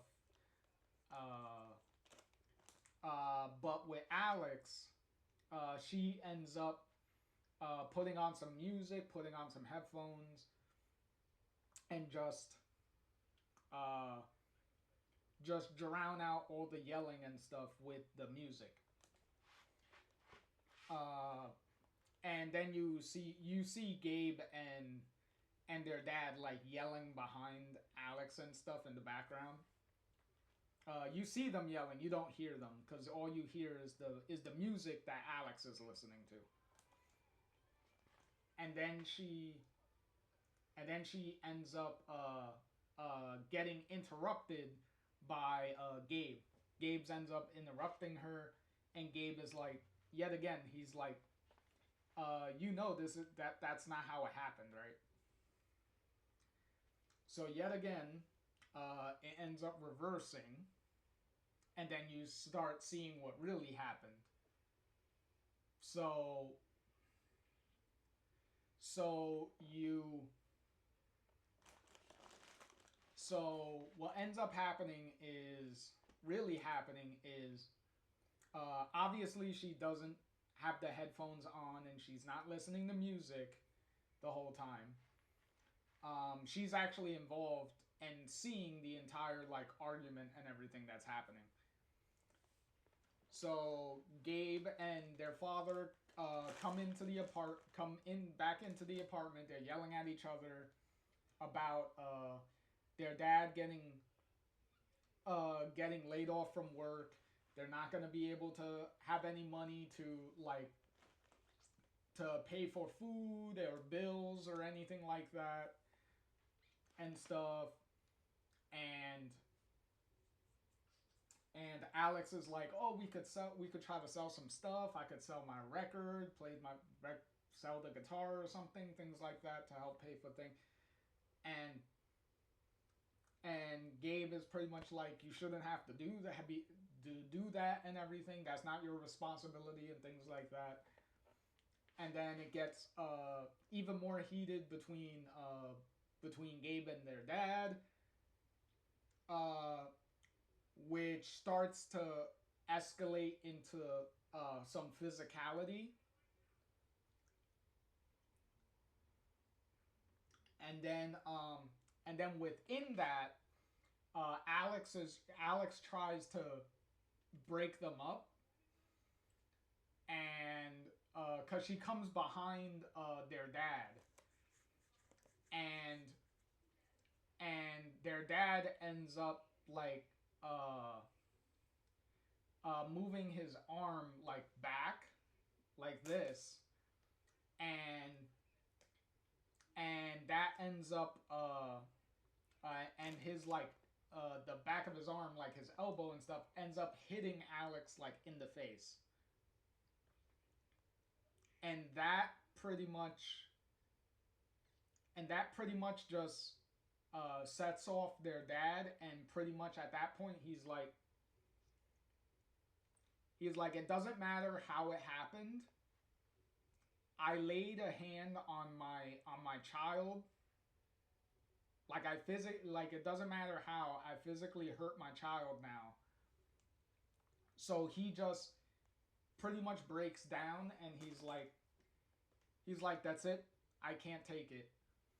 So he pretty much empties out a book bag, packs the book bag of clothes. At this point, you already can figure out what's happening. Gabe at this point is just dead silent. And then at this point, Alex is slowly figuring out what's about to happen. And she's pretty much like saying dad and stuff at Adam,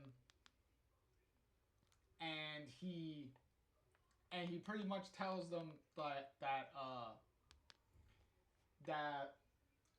don't worry, sooner or later the lady from Child Protective Services is gonna come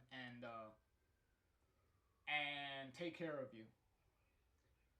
Um, cause if you were exploring the apartment and stuff before everything like started and everything, you can actually find a child protective services card. I believe in the kitchen area you could find the card and stuff. So you can pretty much figure out that they've already have been in a pretty bad spot already. That even Child Protective Services has been like checking in on them and has been like concerned about what's going on there. So pretty much their dad leaves. Like he starts to leave. Alex is pretty much like crying and screaming at him like obviously not to go, and she's clutching the pendant because this whole time she's been wearing the pendant that their mom gave her. So she's clutching it, and their dad is about to leave through the door, through the front door. So she pretty much like Alex rips it off her neck and pretty much throws it at him, which gets his attention. It doesn't hit him. It kind of like she throws it past him and it hits the wall and like bounces off the wall, which their dad notices. He sees it. He picks it up.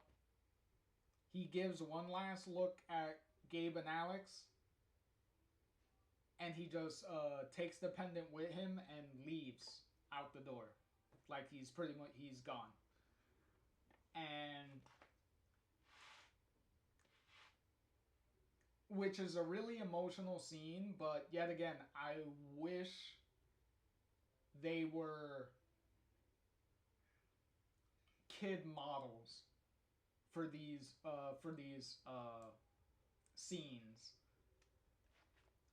especially with stuff like this. Like it's really heavy, and it's like I wish they were they were kids in this scene, kid models, because it would hit a lot harder. Um, but it would hit way more emotionally. But yeah. So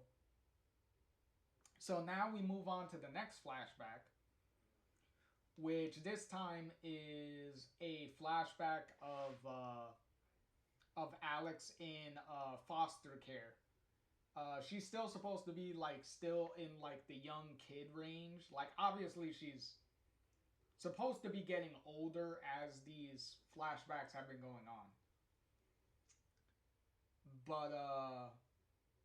But yeah. So he so she wakes up, she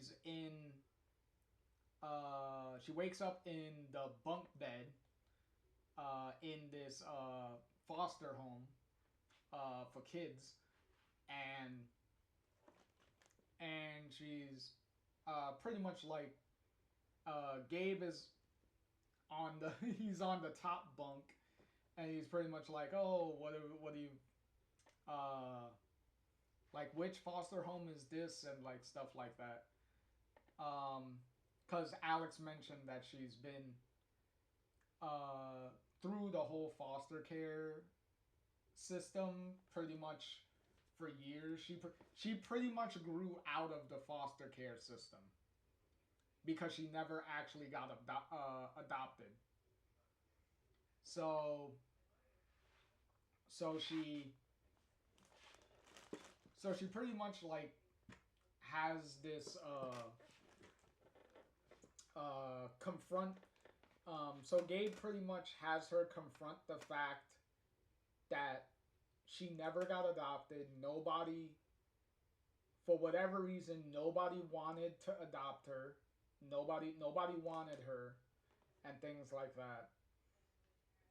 Uh, which leads to, like really creepy scene where she's sitting in front of these big windows, and on the other side of the windows is supposed to be like different like foster families that are looking to adopt like kids and stuff. And it also says a lot about the like adoption system, because it pretty much visually it's pretty much like the kids are being on display and being like uh put out on display for parents to pick from, like they're shopping and stuff like that. The metaphors and stuff you could pretty much like read into, like they don't blatantly tell you this, it's more visual metaphors that you could pick up on. And she's pretty much like being like hearing like the supposed to be hearing like the thoughts of the parents, because remember she still had her powers and stuff, because during these flashbacks it's kind of insinuated that either the it's not 100% clear, but it's insinuated that either her mother dying, their mother dying, or their father leaving them is what triggered her powers to manifest. Because by the time she's in this foster care system, this foster home flashback part, you could explore around the foster the bedroom area where you're at, and the things that she could examine pretty much tells you that her powers were already around at this point. So when she's um, being presented to these parents to be adopted and stuff, she's hearing like the thoughts and emotions of each of these like each of these people. So it's pretty much showing that she's still a kid, so she doesn't have like a full grasp of how her powers work can can't really control them, because at this point throughout the game it's very obvious that Alex can that by the time she's grown up in the main story of the game, that she can turn her powers. She could pretty much turn her powers on and off. Like she'll only be able to really read people kind of when she wants to, and it's not kind of being like forced on her in a way. Unless the emotions are extremely powerful, and then she obviously doesn't have a choice. But in this instance, it's obvious that since she was so young, she was pretty much hearing all these parents' thoughts and kind of overwhelmed by them. And then she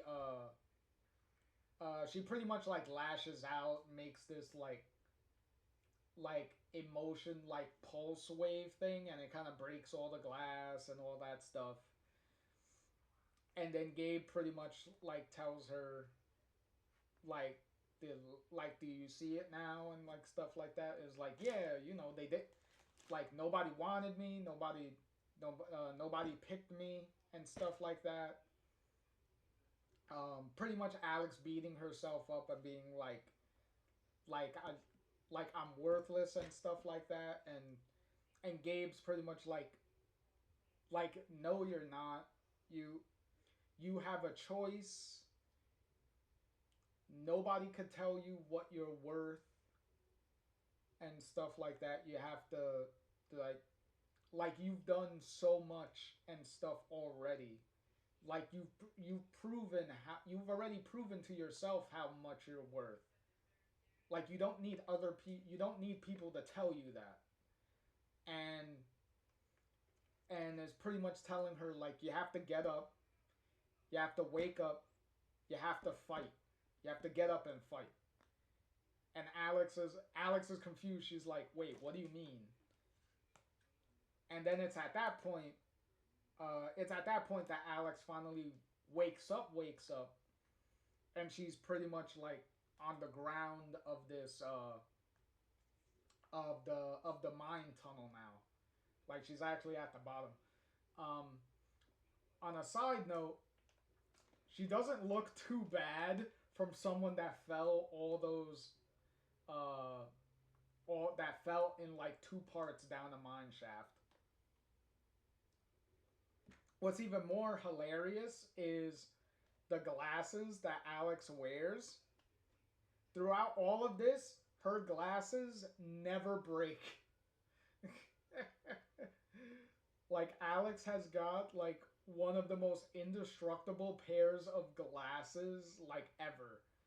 Like the eyeglasses are not bent. They're like one of the arms is not even broken. The lenses are still perfectly fine. They're not even scratched or broken. It's like, girl, as messed up as you look, for whatever reason, your glasses are like in pristine condition. Which is kind of funny. But yeah, so she gets up. She can't really move too fast because it's pretty much insinuated that she may have like one of her legs may be broken and stuff like that. So she kind of like limps over, try to find a way out of the tunnel. She has to find a way out of the tunnel. Um, uh, she she finds a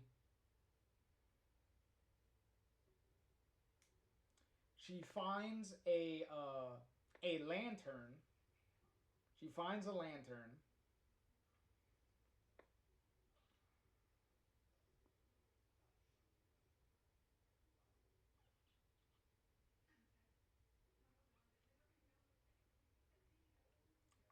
She finds a lantern and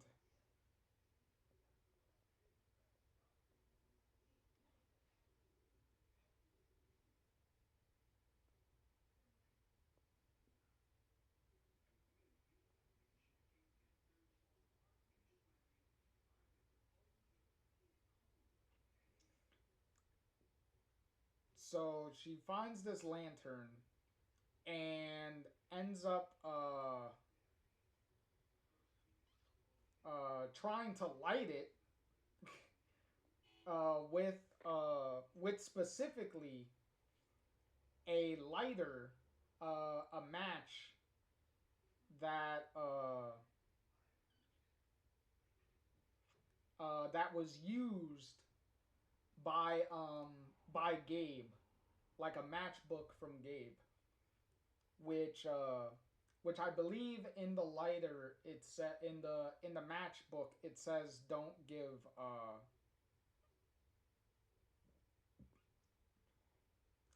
I believe it says don't give like never give up or don't give up. It has like an inspirational thing that Gabe wrote on the lighter, well not the lighter, on the matchbook to encourage himself, I guess. And oh, uh,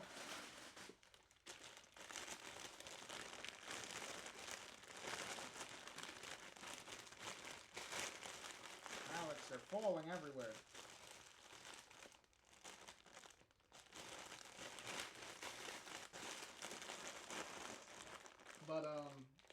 But yeah, so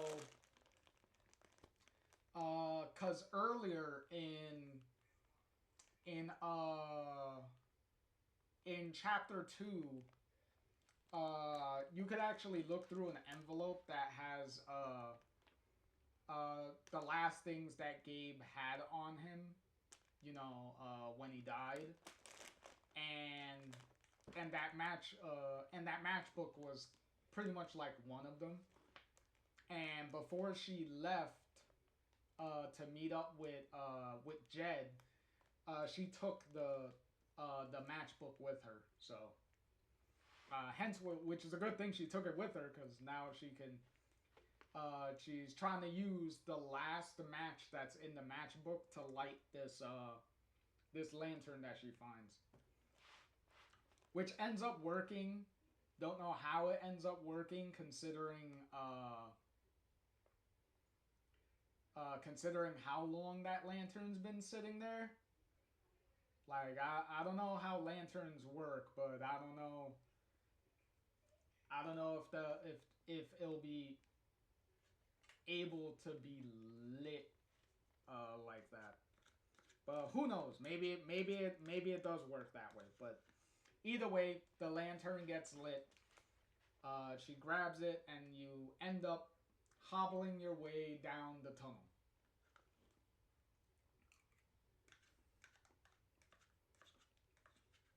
Uh,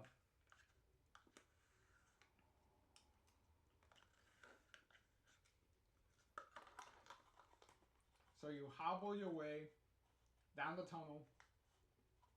You get to this like main kind of this main chamber area,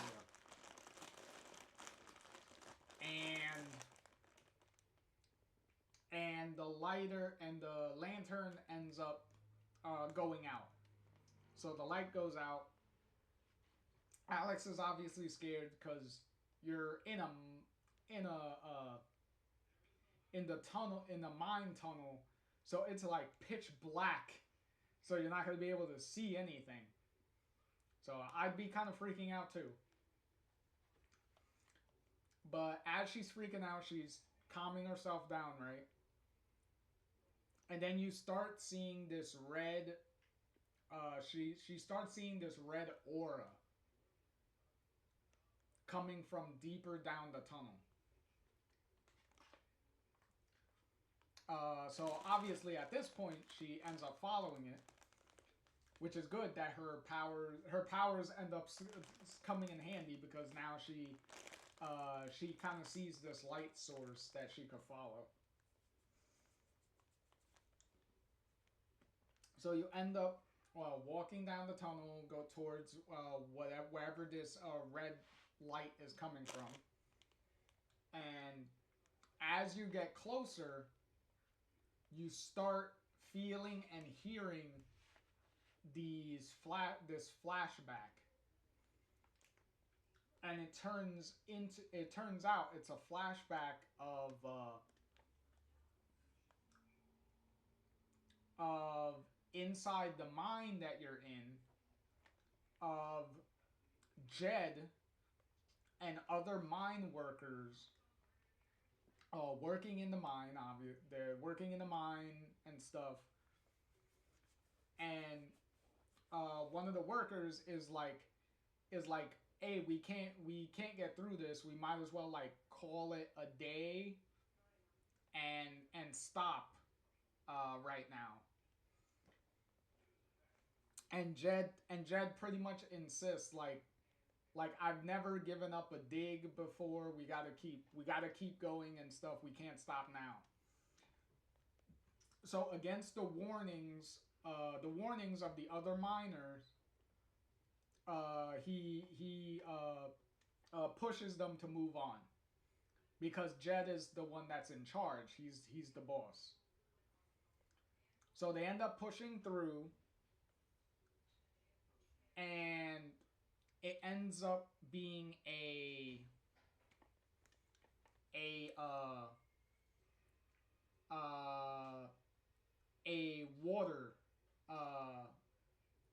water ends up flooding in, and they can't stop it.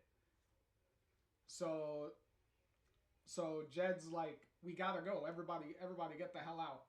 So we gotta go. Everyone starts rushing out. Um, there's some stragglers that are that are far back that are not close enough to the exit, and Jed is forced to make the call of like cut it here because we gotta because if we don't cut it here, then it's gonna fill up the whole place and a lot more people are gonna die. So he has to make the tough call, even though he doesn't want to, is to leave the other some of the other workers to die to save everyone else. Um, so which is the big mistake that Jed was referring to that he made. So he ends up doing that. They Alex is shocked at what she's hearing. She's like, "Oh my god!" She finally gets to where the red thing is, which ends up being this pile of rubble, and she comments that it smells like something was blown up here, and it turns out this rubble is where the explosion was, the where they were trying to cover up stuff, which turns out that they were trying to cover up the body remains of all the people that died in the mining accident.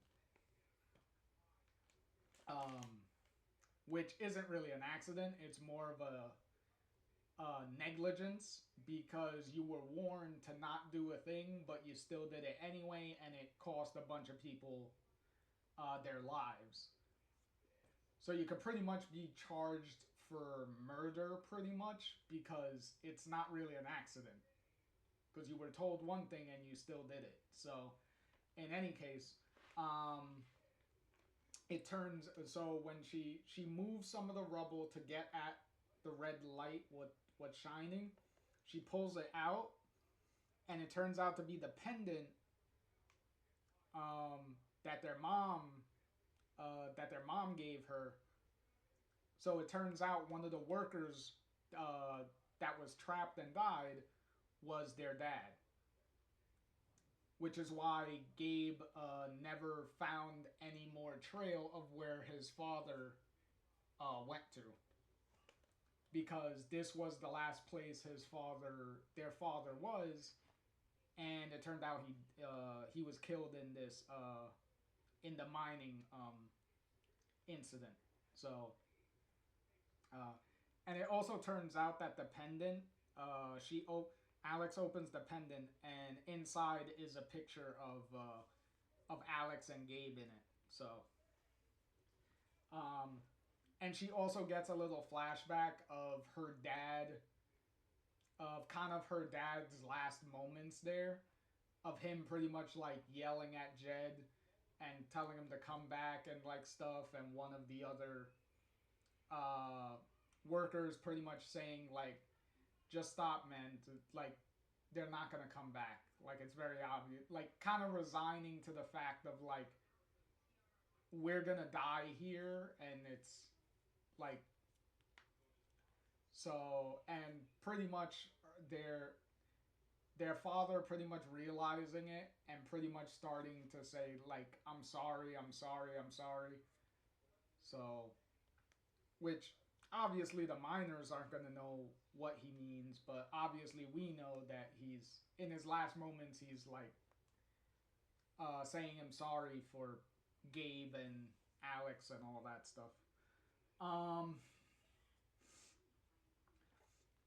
So then Alex finds a way out, which ironically is the gated off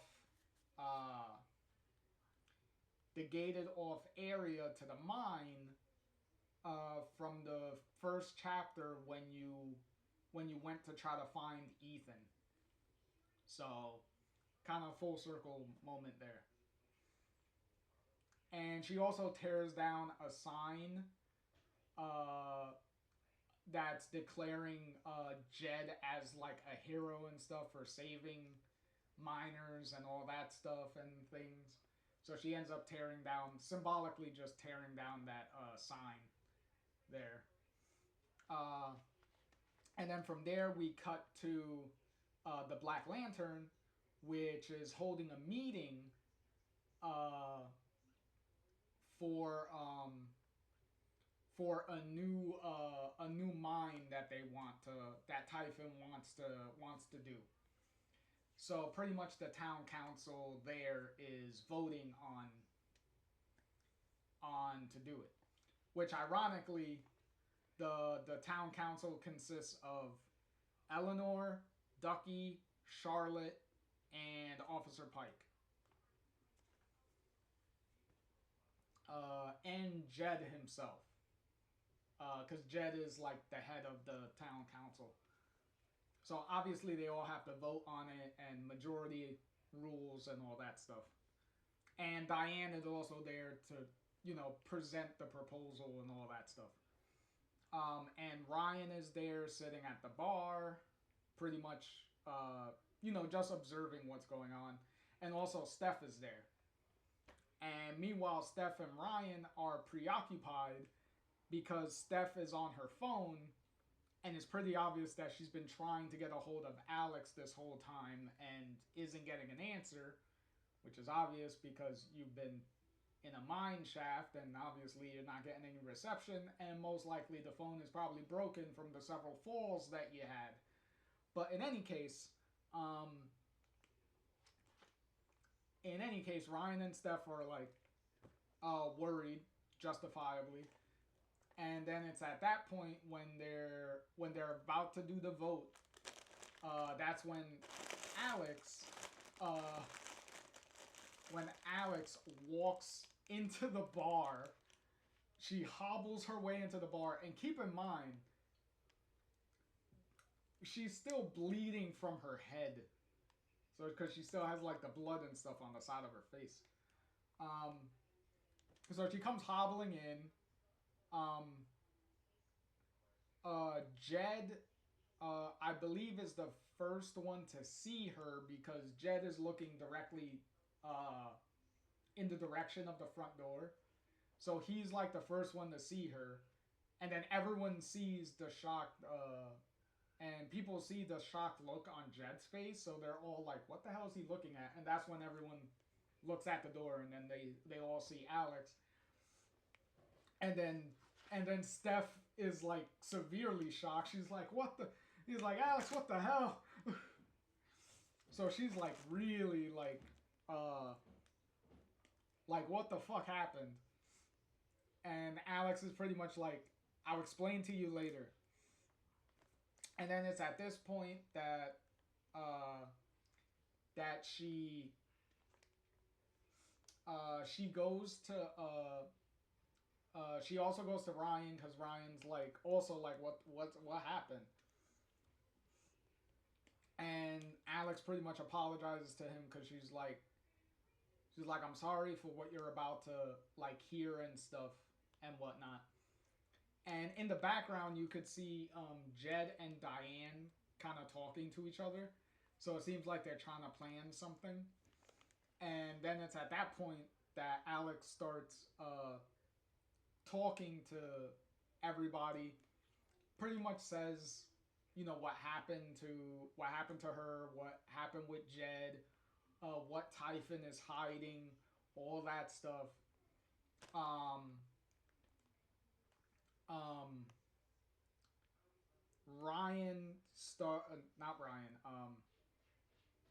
Diane tries to gaslight Alex and stuff, trying to make her seem crazy and all that stuff, which can work or not work depending on some of your choices earlier in the game. Like if you sign the deal and all that stuff, then she would like throw that in your face and stuff and things like that. So, which is a good idea for not signing the deal, because it makes your argument more stronger in this situation. And you could also use the fact that she was keeping information to blackmail Typhon in the event that they try to come after her and things like that. Alex also throws that in Diane's face to kind of shut her down. And then and it's at this point that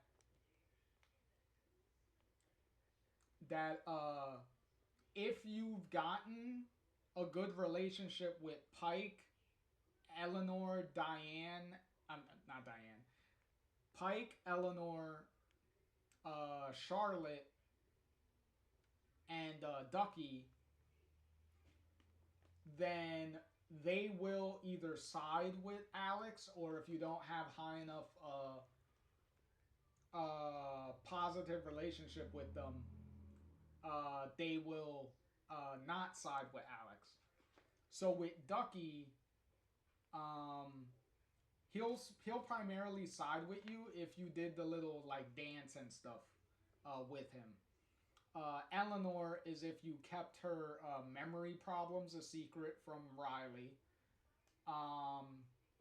Pike is if you took his fear away, then he pretty much sides with you. And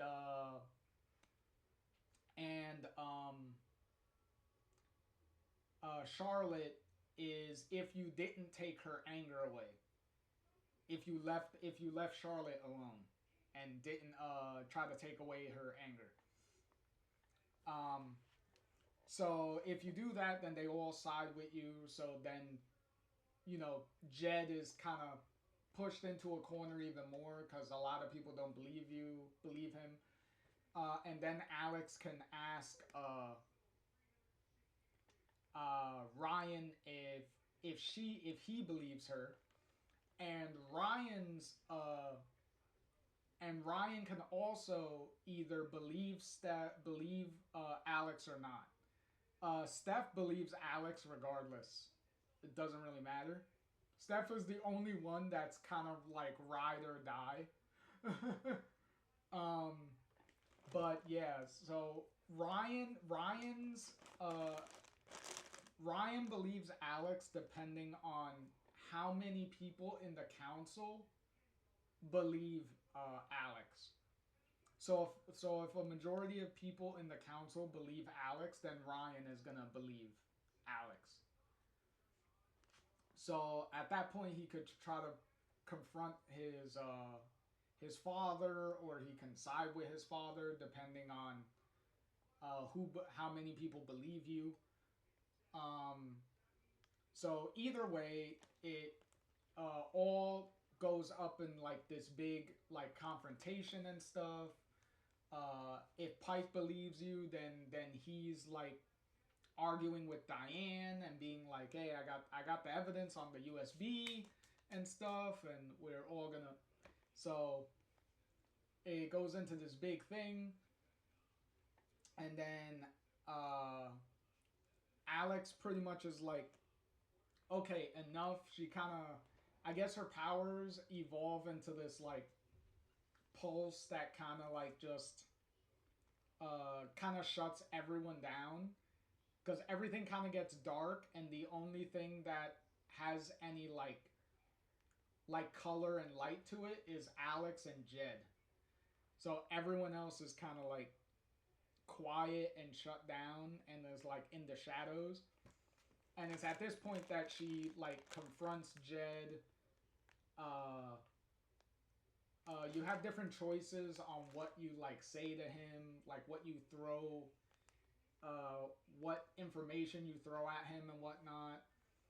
And then you can ultimately you can either choose to like understand why he did what he did and either like forgive him or not. Either way, he ends up emotionally broken and crying, kneeling on the floor and stuff. And then from there, it cuts to Alex laying in her bed. It's obviously been a little while because her head got cleaned up and stuff, and she has like a little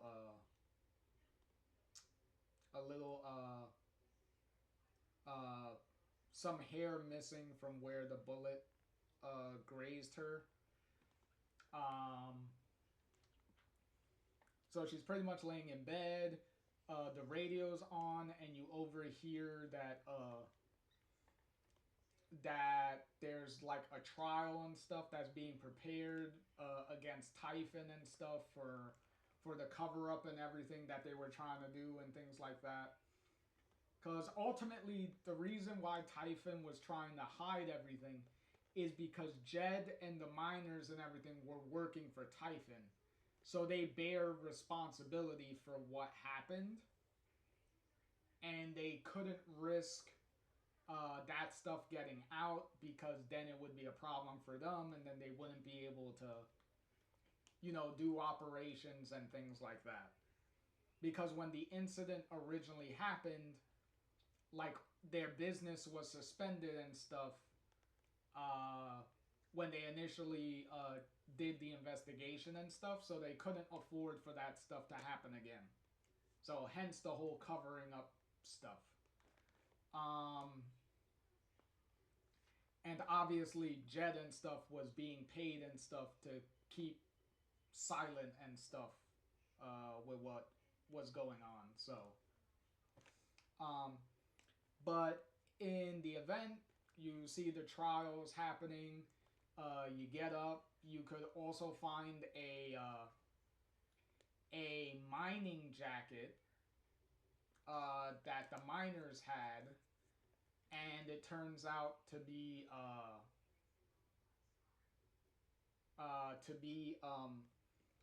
her father's mining jacket that that Jed kept. So showing that that Jed had a lot of regret and stuff for what happened.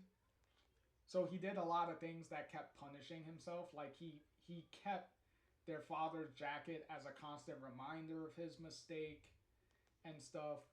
The reason why he treated Gabe the way he did is because he eventually figured out that that Gabe was, his who Gabe's father was and what happened and all that stuff. So he knew. So out of guilt, that's why he was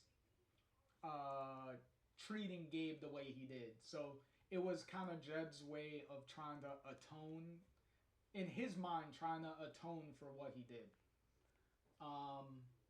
So hence why I said Jed is like more complex. There's more gray with him, and it's not like a black and white situation with him. But in any case, after all that, if you have a romance option, this is when your romance option ends up knocking on the door. So at this point, Steph or Ryan will show up. But for us, Steph shows up. So Steph knocks on the door. You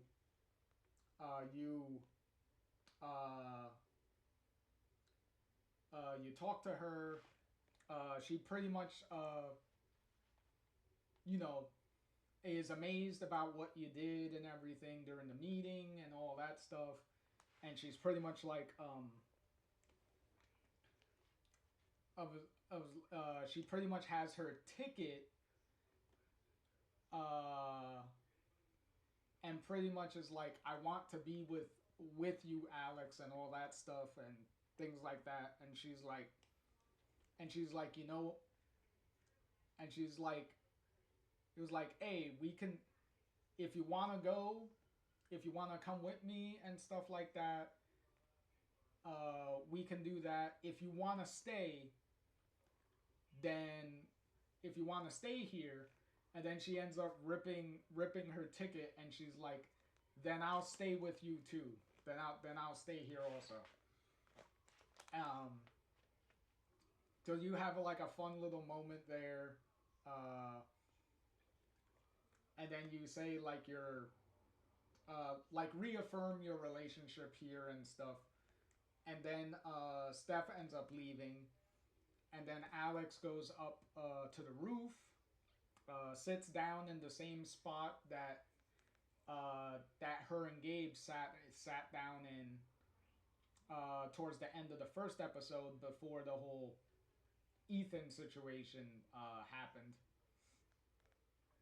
And that's when Gabe appears in the same chair, and they end up talking. And Gabe pretty much tells her, like, you know, you have a choice to do whatever you want. If you want to stay here, you can stay. If you want to leave, you could leave.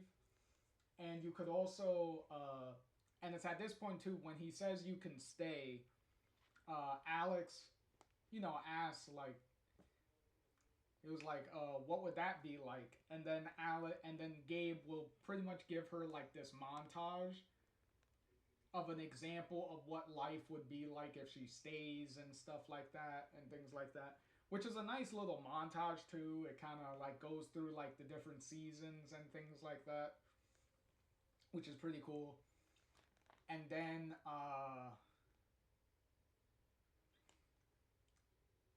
Alex pretty much says, it was like, that sounds nice, but what would happen if I leave? And then you don't get a montage from that because Gabe pretty much tells her, like, I can't tell you that because that is because there's no telling what's gonna happen.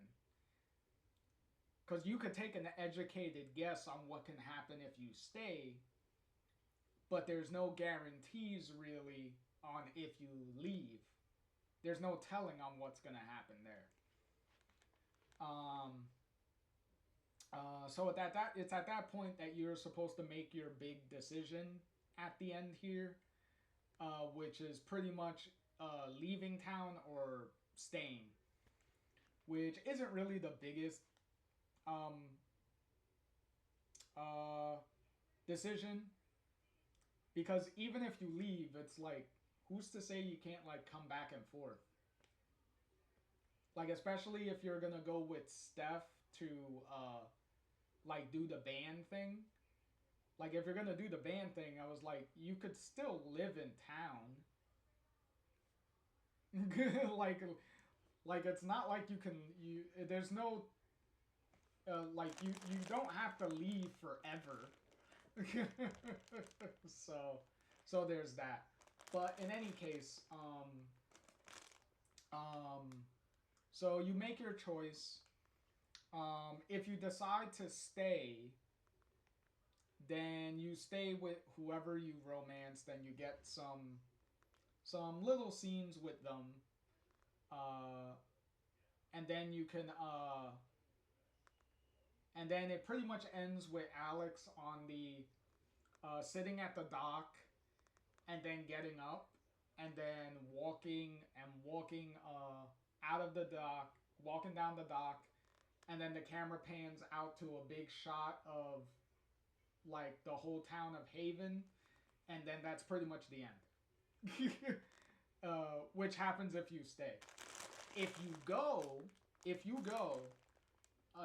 you decide to leave, then Alex is at the bus stop, and then the bus that dropped her off at the beginning of the game comes in, and she's about to get on the bus. And depending on how many friends and stuff that you made throughout the game, all of those people will actually be there to see Alex off.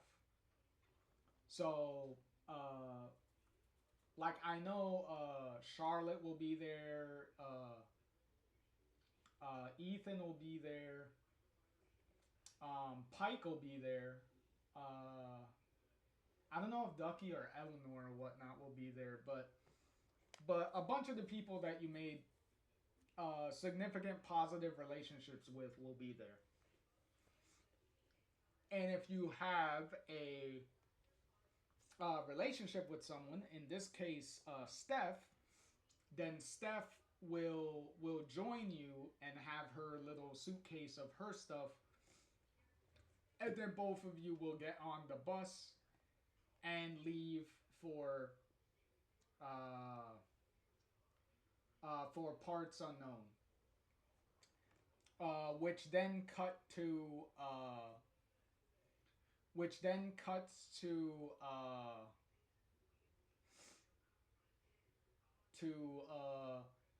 Alex getting getting ready for a little performance, and you see on and it pans over to her guitar case, and on her guitar case she has pictures of her and Steph and whatnot, uh, like traveling, like their travel photos to the different places they've been.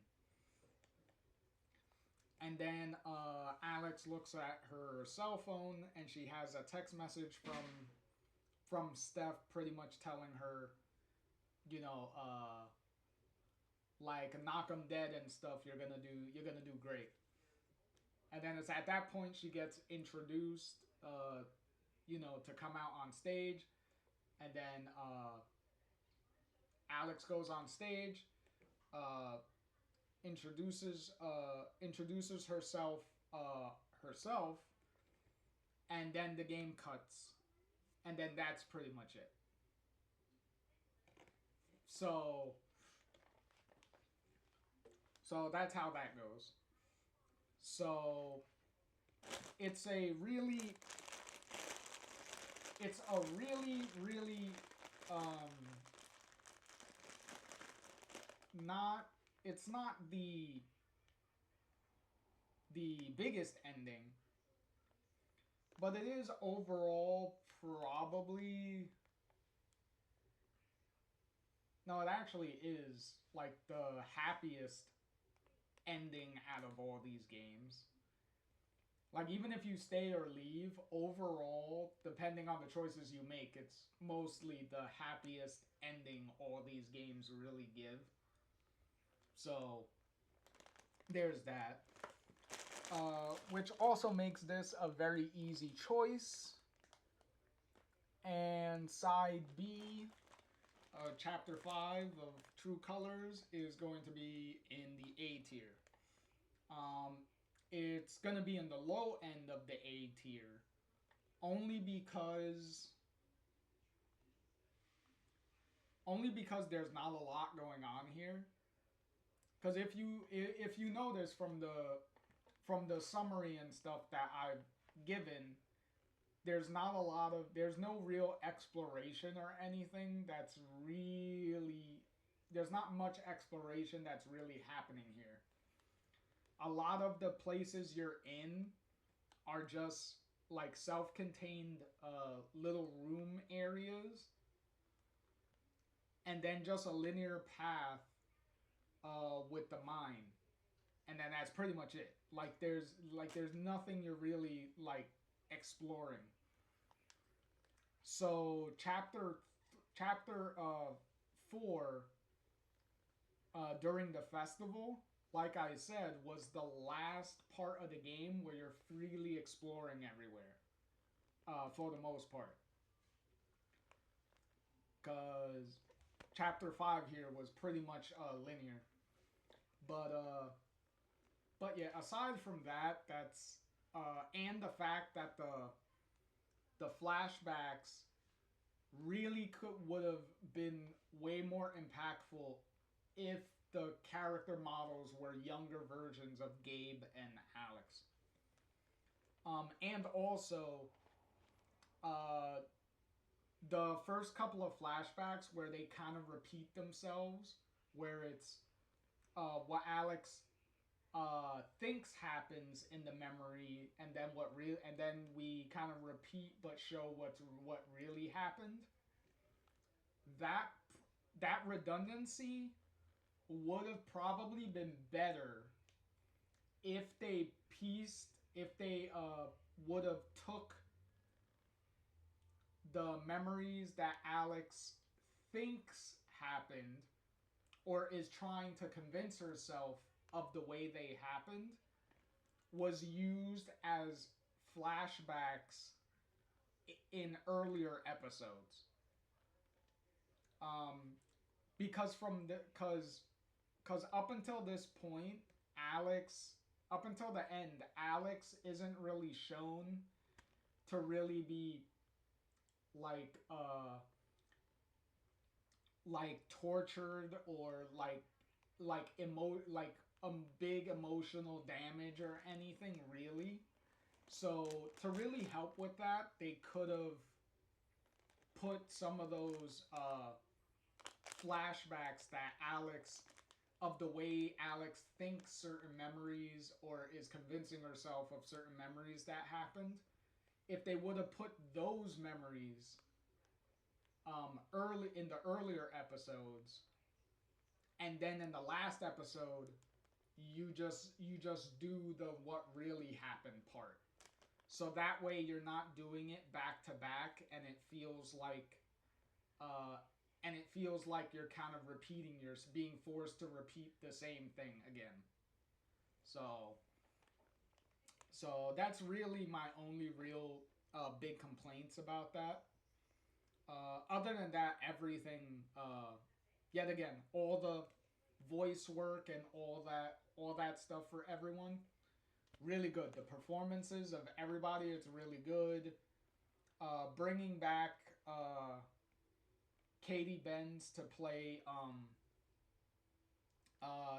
Steph again from Before the Storm and everything is really fun.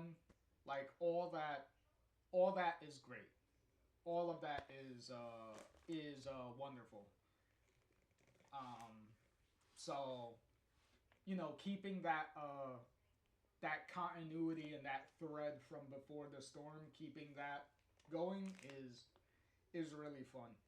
So the main story of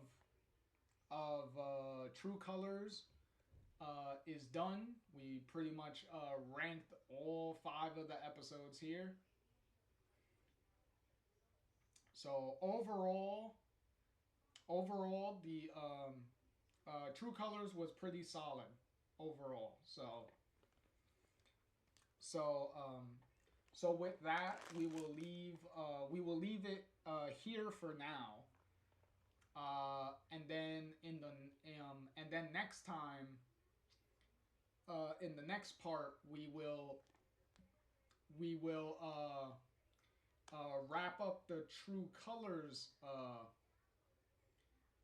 game portion with the Wavelengths DLC, and then from there we will begin ranking the chapters of Double Exposure afterwards. So definitely gonna be interesting next time. So with that, JR signing off here, and I will be catching you all in the next one. Oh, hold on. There you go. Later.